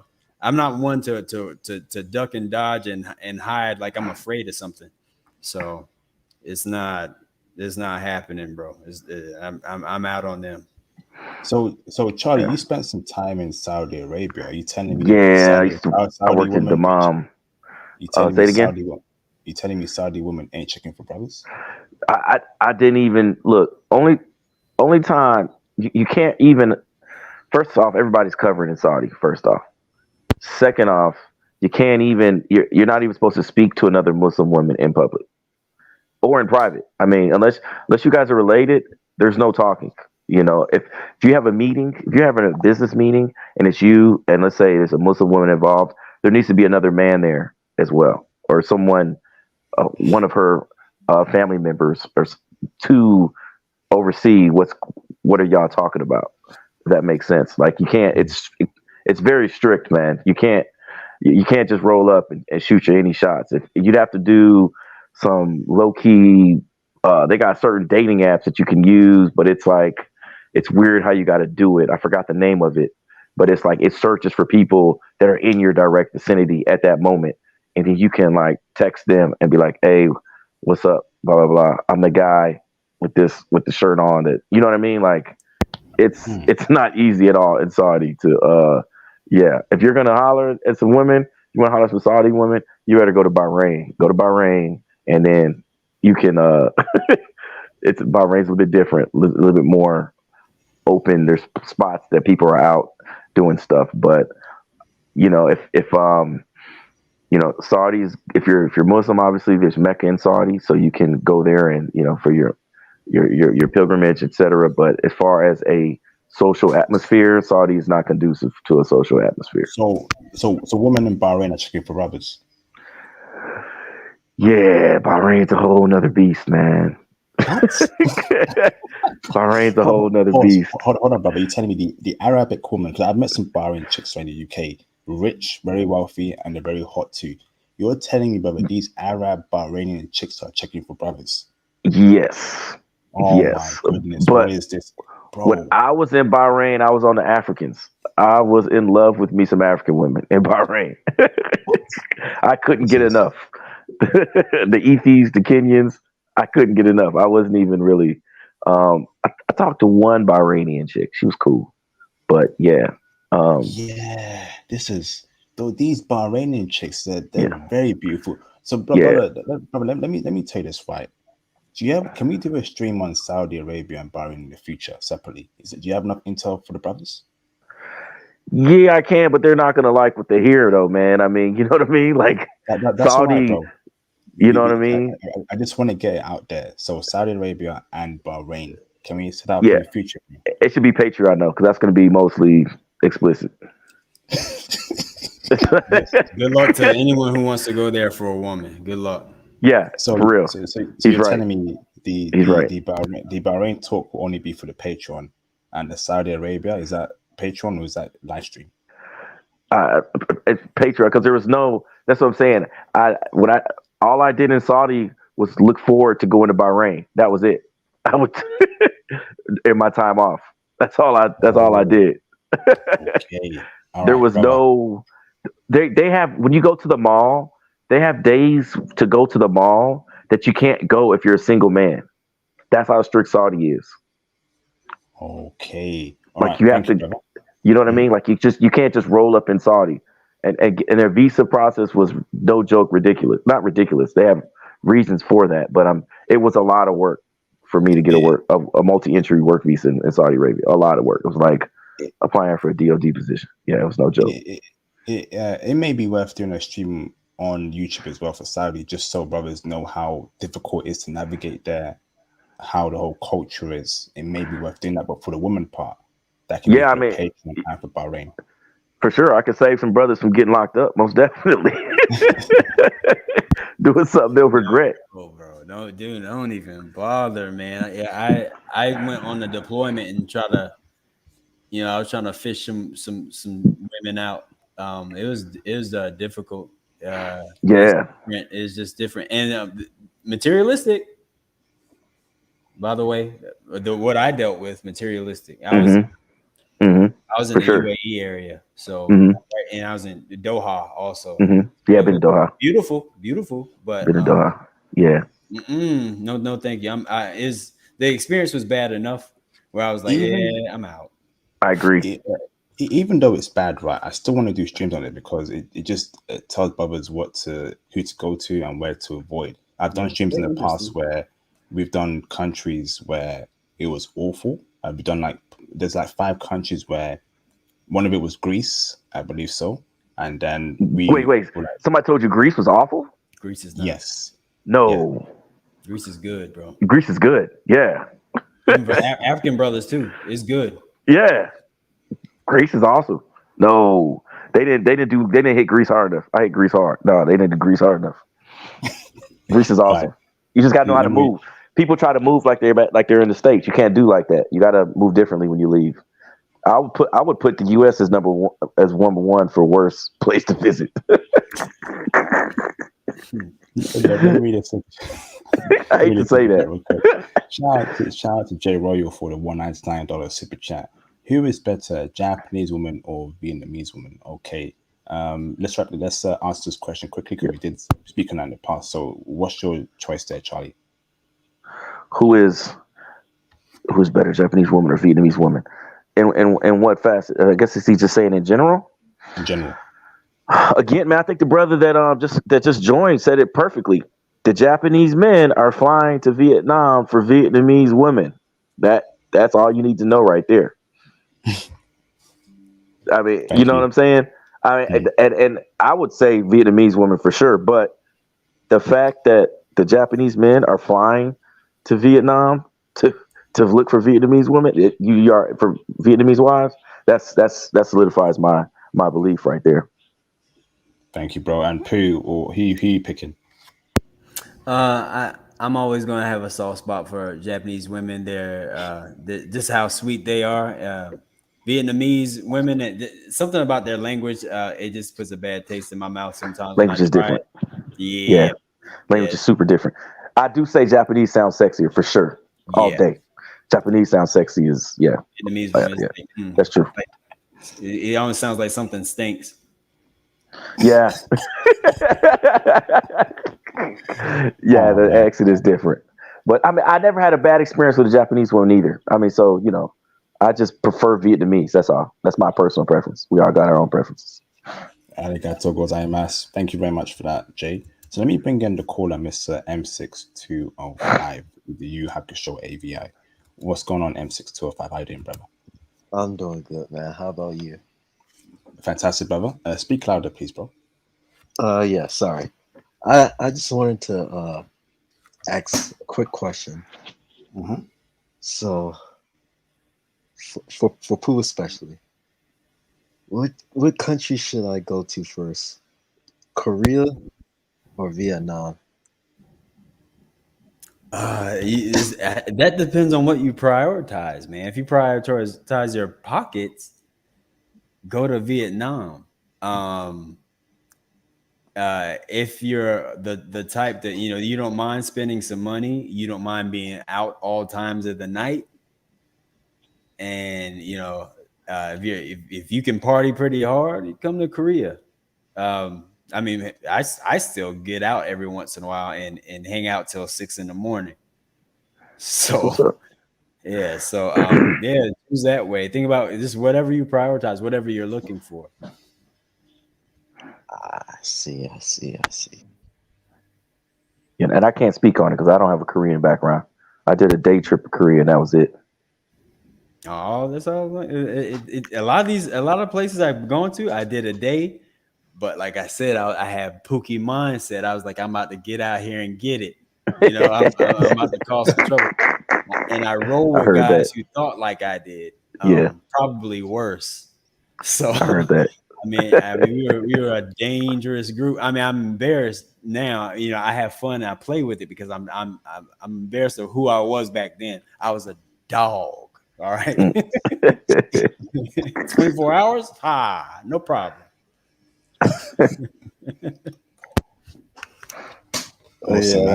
Nothing wrong with it, man. Shout out to IP. Shout out to everyone on the panel. That's all I wanted to ask. Hey, thank you for the kind words, bro. Much appreciated, M6205. So, calling brothers, I saw you Dark Ninja in the background during the calling, bro. I'm happy to go on longer. I mean, Charlie's booked his whole evening off for the brothers. So, let's have a fun live stream, brothers, man. So call in and let's carry on this conversation. just I think Vietnamese women are broken into my top tier Asian list. I think I need to start checking for them more. These women are sweethearts. You know, I always had good intel regarding these chicks. 97 million people in Vietnam, half of that women, so 45 million women. I want to deal with that. You know, that's a spot. This is good, man. Definitely. This is good. I see someone mention Turkish women. I got experience. What, in Turkey or in Korea? Incirlik Air Force Base in Turkey. Oh, I was only there for a week. Bro. Oh. like I said, bro. I make things stretch. I just don't make the dollar stretch, man. Everything's stretched when I come through there. So yeah. Oh, keep it PG, bro. Keep it PG. Yeah, so Turkish women are fine, bro. Like, man, very fine women. I mean, I keep thinking about the Ottoman Empire and stuff like that. I was like, man, what if things were reversed, if they took over the world? That could have happened. It could have went down. But yeah, I mean, I love my Turkish women, bro. They were definitely dope. I just didn't want to really keep one. It seemed like but they are down for brothers. I can tell you that right now. All of us had one. All of us. We had one. So I've definitely had some eventful nights. We'll keep it like that, where the military police had to come knocking. What's going on? Is everything okay? Yeah. Is this enough girl switch religion? It's just enough intel for the Patreon, Pooh? Yep, I got you. Yeah, I'd like to hear that one. I'll be in on that one. Because I've been through Turkey, but I didn't get to do much. So I'd like to hear this one. Because I always thought, man, I need to come back here. I was like, I need to come back here. And so that'd be good. That'll give me some good intel. Yeah, man. Just got to have that. Like you seem like a really good, genuine dude. I had to work my way to that. I had to refine myself. But when I stopped in Turkey, I wanted to hunt and kill and eat whatever I killed, bro. Mm-hmm. All right.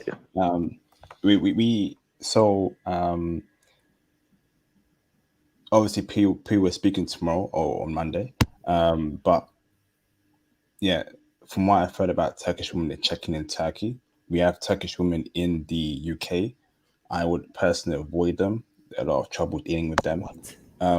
Yeah, so when they come here, obviously they adopt the racism mindset from the dominant society, and that's white supremacy, white people. So obviously black people's image in the UK is pretty bad, Drew music, blah blah blah. So the families don't want the Turkish chicks dealing with brothers, or it can be a huge problem. And in the UK, the Turkish families are very clicked up, right? They own a lot of businesses, right? And obviously they're very strong financially. Same in Germany too. The same similar problem, but in Germany, the Turkish women, if they like you, they'll mess with you. In the UK, it can cause a lot of problems. So brothers normally keep away from them. I know a lot of brothers who are dealing with them secretly on the low, but yeah, because if the family member finds out, the brother's done for, and the woman too. Wow, so that ice cream is so good. What was that, bro? I said that ice cream is so good. That's how I met one, man. Let me call out these two super chats. Let me bring in Dark Ninja as well. Hold on, brothers. So hold on, Dark Ninja. Shout out to Mr. LP for the $5 super chat. Which of the Asian countries are the least affected by colorism? That's a good question, bro. Let's start with you, Charlie. Ooh, that's a good question. Least affected by colorism? Oh man, bulk of my travels has been Southeast Asia. And all pretty much. Oh man, least affected. Man, they're all affected the same, man.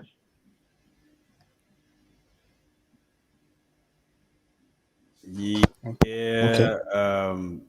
It's not, I think it's more like what affects you. So me personally, my moves through the Philippines, I was unaffected, although there was, I was told stories by other women about, things they went through, being more darker complected. Thai women, darker complected Thai women, same deal. It's not seen as beauty at all. So you can end up getting a dark skinned Thai woman that is like a 20 on a scale of 1 to 10 because she is dark. She doesn't get the accolades. She doesn't get people knocking at her door because she is dark skinned. It's not fair, but I mean, I guess take advantage of that. I'm thinking of a Thai lady that she's popular on YouTube, not popular among her own people. She's married to a white man. She is drop dead gorgeous, bro. Like drop dead, barely have any makeup, and like unbelievably beautiful, and nothing like the trolls and Wreck-It Ralphs that the brothers are in Pattaya are dating. So Wreck-It Ralphs. Yeah. So I mean, that part of Asia, by my experience, the way I got the move, I got to do my thing without worrying about that, because I was looking for that anyway, instead of more of a lighter, more elitist type of mindset that comes from like Korea or China, or even Japan has a little bit of that mindset, but not really. So I'm just saying, I'm giving you the facts is coming from me here. Like, as a brother moving to that part of Asia, you're probably gonna have a better time. Even Cambodia, just areas like that, man. No, yeah, I think Japan has it. I remember when I was in Japan, I saw a woman, wearing umbrellas when it was hot. I'm like, what's going on there? But they were still checking for me. So I'm like, make your mind up, lady. You don't want to be dark, but you're checking for a dark-skinned brother like me. What's going on here? It's very strange how they it seems like they compartmentalize that, like, but I think that's where your physical attributes, challenge their ideals and their culture. They say here's this man in front of me, a man, because Asian woman, they complain all the time. They want a man. So they're like, man, here I am facing this guy. He's in my face. I thought this way about him this whole time, but here he is right now, and I see what I want. It looks like a state of conflict. Damn. Wow. Asia is a very complex society, I'll tell you that, brothers. Yes. Shout out to Mr. M6205 for the $499 super chat. Thank you, bro, for the support. I forgot to ask, in terms of looks, Korean women or Vietnamese women, this will be the deciding factor. Or I'm gonna go with Pooh first. Pooh, who you picking, brother? Oh, why you gotta let me do that, bro? Oh my God.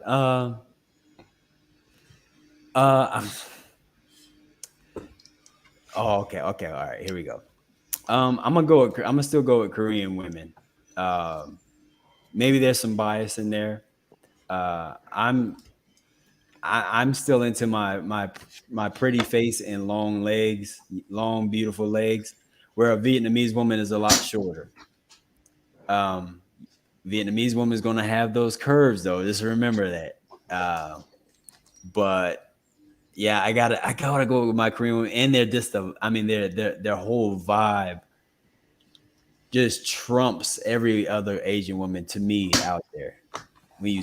Upon meeting them, even on just a friendship level of asking questions back and forth and trying to get information, their whole vibe, it is really, you can just get tangled up in it, honestly.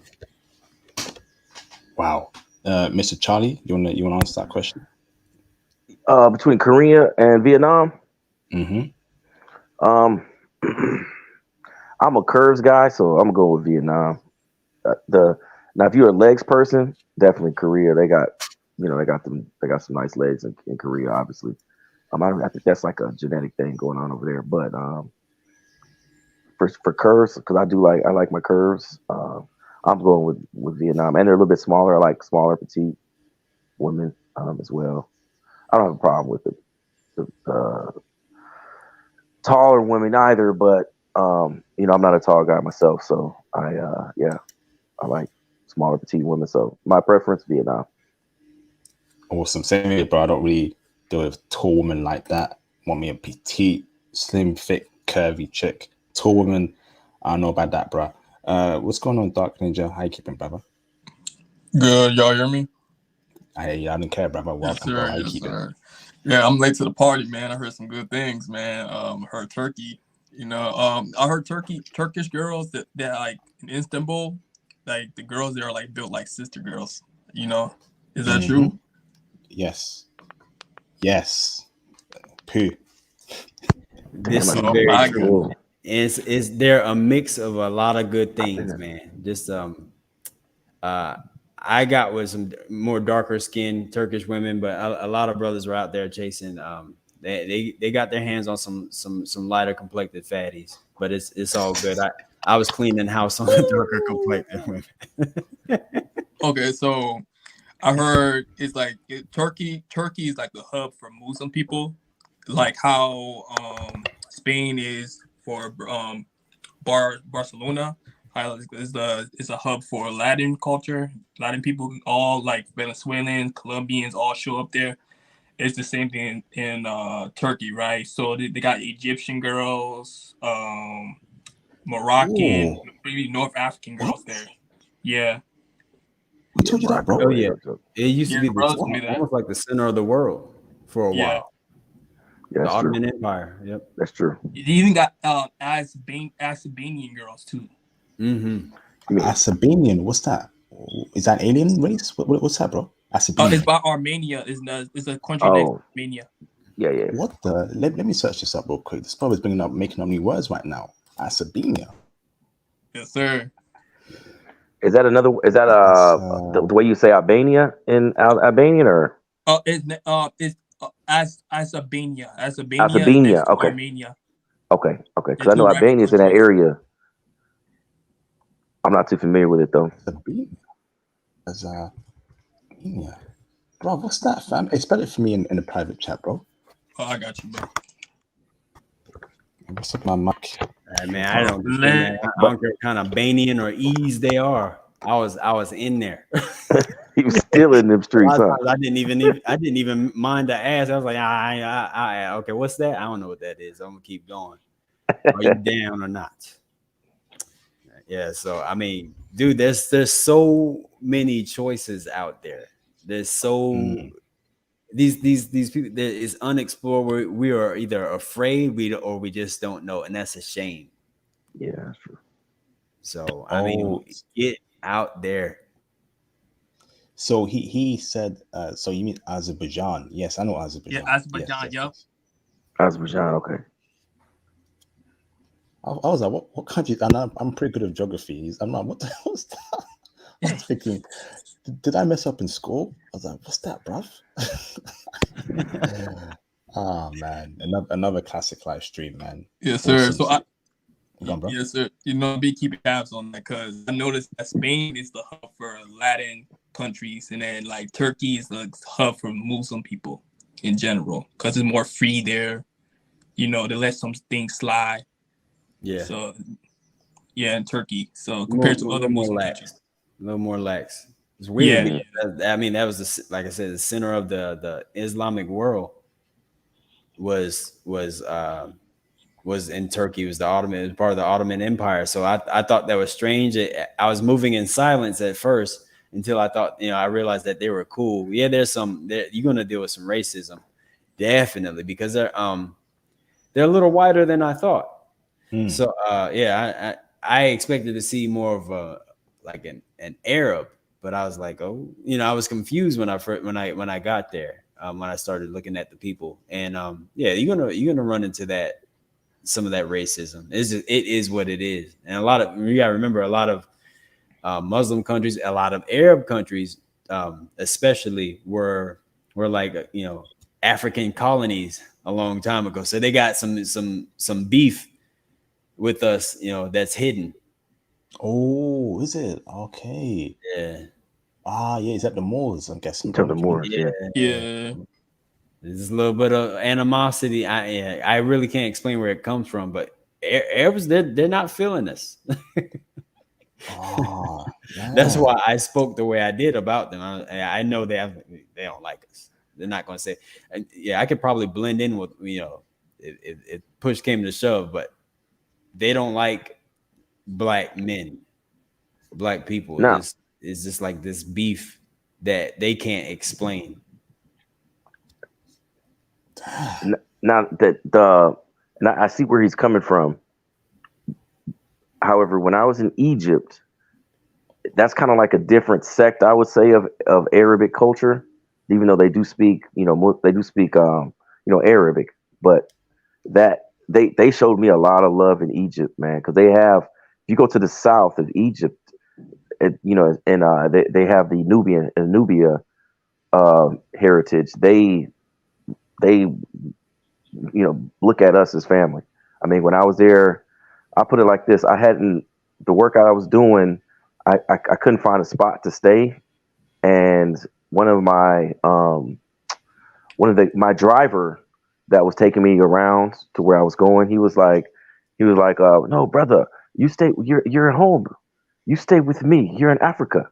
And literally, I stayed with him and his family for a month, man. They fed me everything for a month, and I tried to pay him. He's, for just saying thank you. He's like, well, what do you give me? What is this? What is this? What do you give me? And I'm like, well, I'm paying you, man, for my stay. He's like, no. I thought we were friends. Are we not friends? Are we not friends? Didn't charge me anything, man. And even like going through now, but with that being said, that I didn't get to that level until my Arabic got pretty tight. So once my Arabic got tight, I'm still not fluent, but when it got to the conversational level, then it opened up a lot of doors for me. But in Egypt, they showed me love, but I do see what he's saying though, because I have been places where it is like what he said about how they feel about black men. So, but let me ask you, brother. So, did the Egyptian woman check for you? Were they showing you love? Yes, they did. And actually, it's funny you brought up Turkish. My favorites were the Egyptian Turkish women. There's actually a lot of that because there's a lot of that. Hold on, because Turkey has a lot of businesses in Egypt. Hold on, bro. I don't know if y'all knew that. Hold on, brother. You're telling me half Egyptian, half Turkish women exist on planet Earth? Yes. Hold on, brother. We are currently on planet Earth. We're not in Jupiter. We're not in Mars. We're on planet Earth. You're telling me on this planet, right, where we breathe oxygen and emit carbon dioxide, half Egyptian and half Turkish women exist, and they're checking for brothers, and they're checking for brothers too. Oh my goodness, this is too much for me.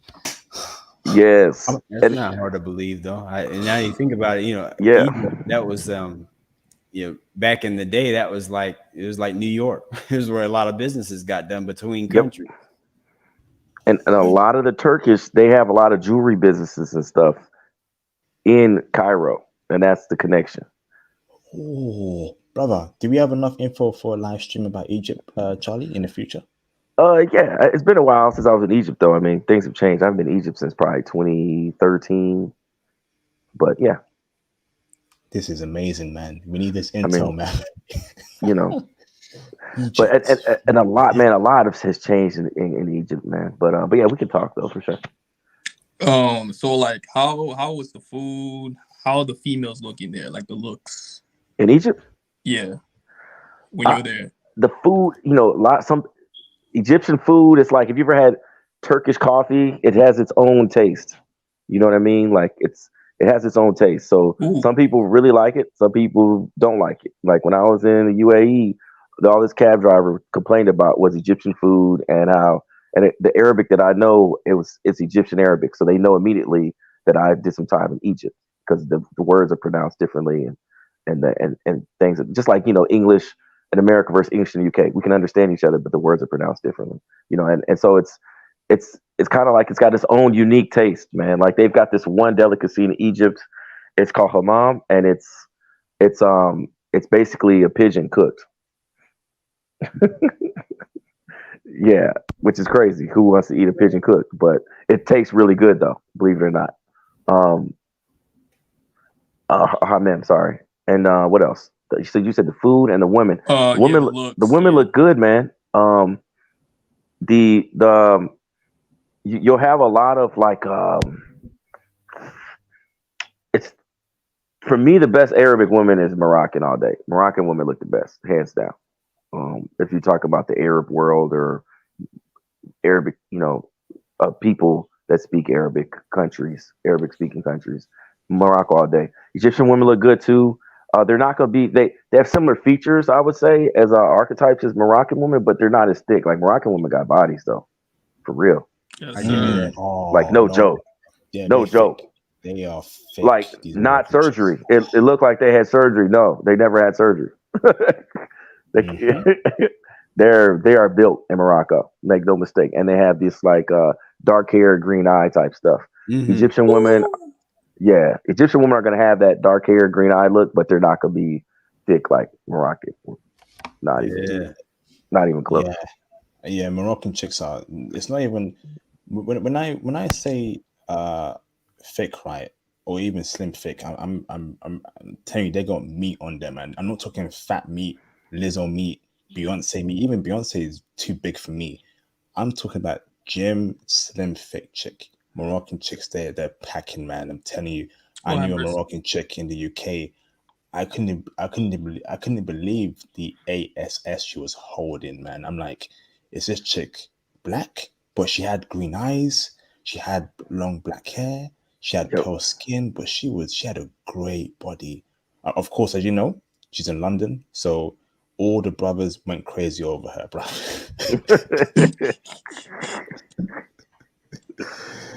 Oh man, yeah. Probably if you get your passport, man, you go to Morocco. I've been to Morocco. I have intel of me in Morocco, video clips from a couple years ago. They were checking for me, right? If I knew French, they would have checked for me harder. Yep. Right.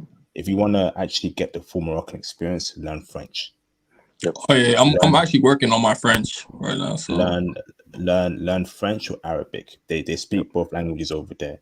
You're gonna get the best chicks. That's the only thing that really bothers me to this day. If I knew a little bit French, it would be a killer.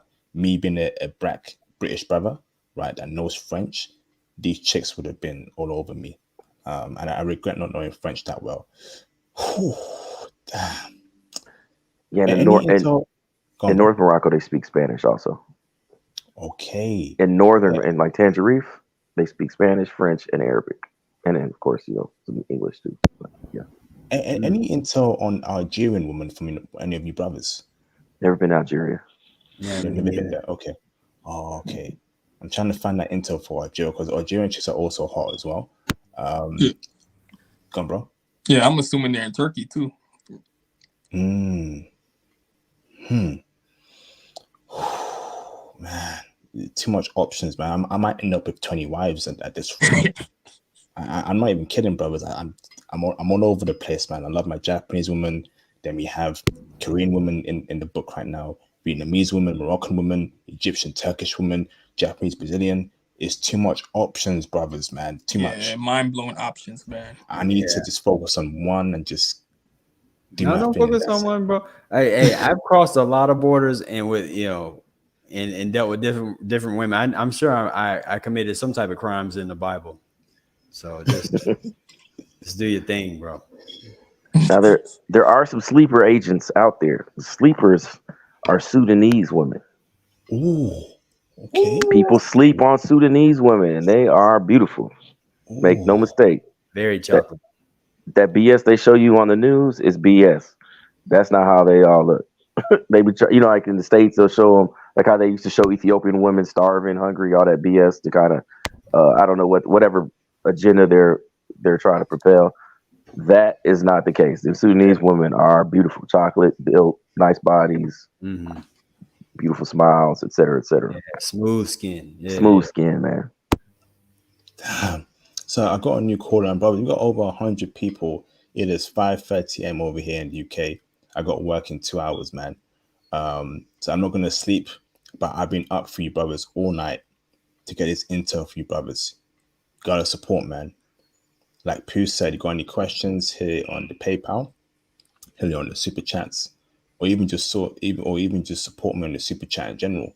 Join the Patreon, cop the merch. I mean, another bit of intel for you. We're going to do Egypt in the future. I'm going to do Turkey with Pooh in the future, Egypt with Charlie, Kuwait and Saudi Arabia with Charlie. I mean, so much options, man. So much intel. You got to show me some love, man. You got to show me some love. Really, brothers. I mean, if this was fresh and fit, you brothers would be just throwing money at these brothers. But I'm actually providing actionable solutions for the crazy dating scene in the West. I'm telling you, get into IT, get a remote job, okay? Pick the country you want to pick, learn the language, stay there, earn dollars, pounds, or strong currency, live happily ever after. That's the motto. That's why I'm pushing the options, the solution, right? Actionable that you can actually do. Who else is teaching brothers once a week Python like me? Who else is mentoring brothers and getting brothers into IT here and there like me? You gotta show me some love, man. Jerry from Brooklyn, can you turn your camera on in the background so I know you're not a troll, please? If I can't see you, Jerry, I can't bring you on, bro. I'm not taking any risk. All right, so you want to say something, Charlie? Come, bro. Oh no, I didn't have anything. Yeah, I definitely agree, man. I wouldn't the work that I've done that allowed me to travel like I was able to travel. It was an ID related position, so it never would have happened if I couldn't code. Wow, amazing. There you go, brothers, man. You know, so we're gonna wrap it up in 4 minutes. We're gonna end it. Jerry isn't confirming he will, so we're gonna wrap it up. So thank you very much, brothers, for calling in. Thank you for the brothers who hit the super chats. And let me check the. All right, Gary, you need to turn your camera on, bro, in the background, so we can confirm it's you. So, Dark Ninja, do you have any last questions for our guests? Have y'all ever met any Syrian girls? Oh yeah. What? Yes, I have. They checking for brothers? I've never been to Syria, but I have met some Syrians on the state side, and they the ones I don't know if I just hit the jackpot, but they're absolute freaks. So they're checking for brothers, freaks. I don't know if I hit the jackpot or not, but yeah. But obviously you can't go to Syria now, but yeah, maybe you can now. But. So the woman you dealt with, what are you telling me, brother? Syrian woman that you dealt with were checking for brothers? Oh man, I mean, off the chain. Oh my god, this is too much options, man. I'm gonna, nah, man, this is too much. This is like a candy store right now, brothers. This is too much options. Yeah, I don't think I've ever been to a place where they weren't checking for brothers at all. I mean, it's just, on what level is it about the bedroom stuff, or is it genuine? Is it authentic? Like, I want to get to know you type stuff? Most of the time, it's bedroom. So, yeah, and I had no problem with that. I agree. So yeah, I agree. I obliged. Hey, Pookie Poo, man, what's up with you, bro? Hey, man, I lived my life before I got married. I made sure I lived my life to the fullest. I did my thing. I cannot have any regrets, and I coach my son up. Hey, enjoy your life, and you do the same thing. Not as bad as I was. Don't be so much of a player, but definitely get out there and see what the world has to offer. I did that. I have no regrets, bro. Just secrets. Amazing, man. All right, so we're gonna end the stream. Thank you, Dark Ninja, for calling in, brother. Thank you to all the brothers who called in and shared it and asked the questions. That was greatly appreciated. So let's wrap it up now. Mr. Pooh, do you have any closing statements, brother?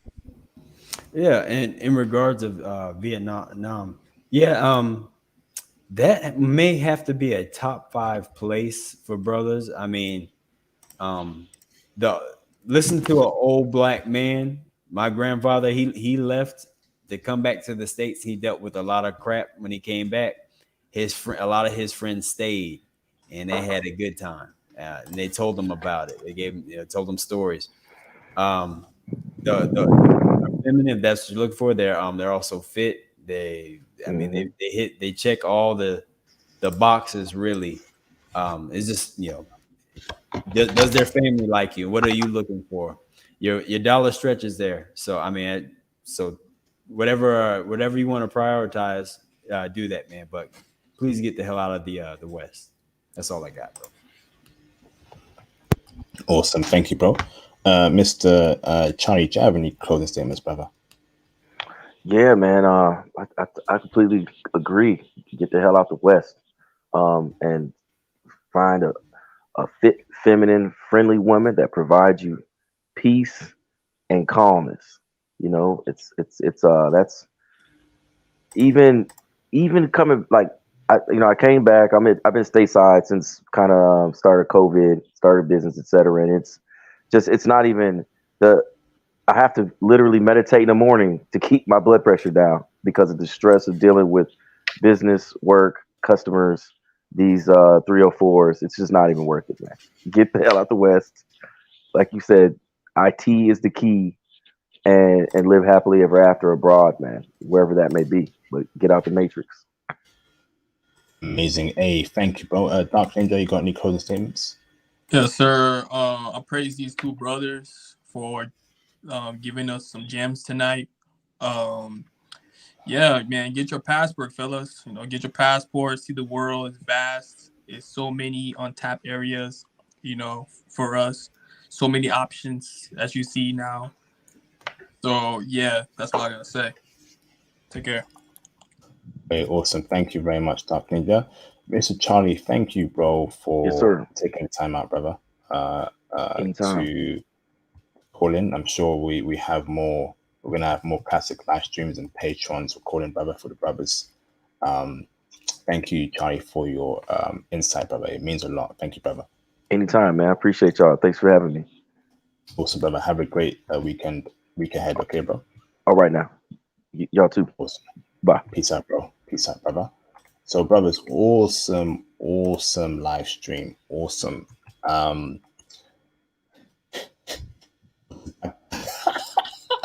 You wish, brother. You wish we got to help Baghdad. You must be on that yayo, bro. Ain't nobody going to Baghdad, bro. Hey, yo, you guys are jokers, man. Just to get a chick? I don't think so, bro. I ain't stepping there Baghdad, bruv. Nah, fam. That ain't happening, bruv.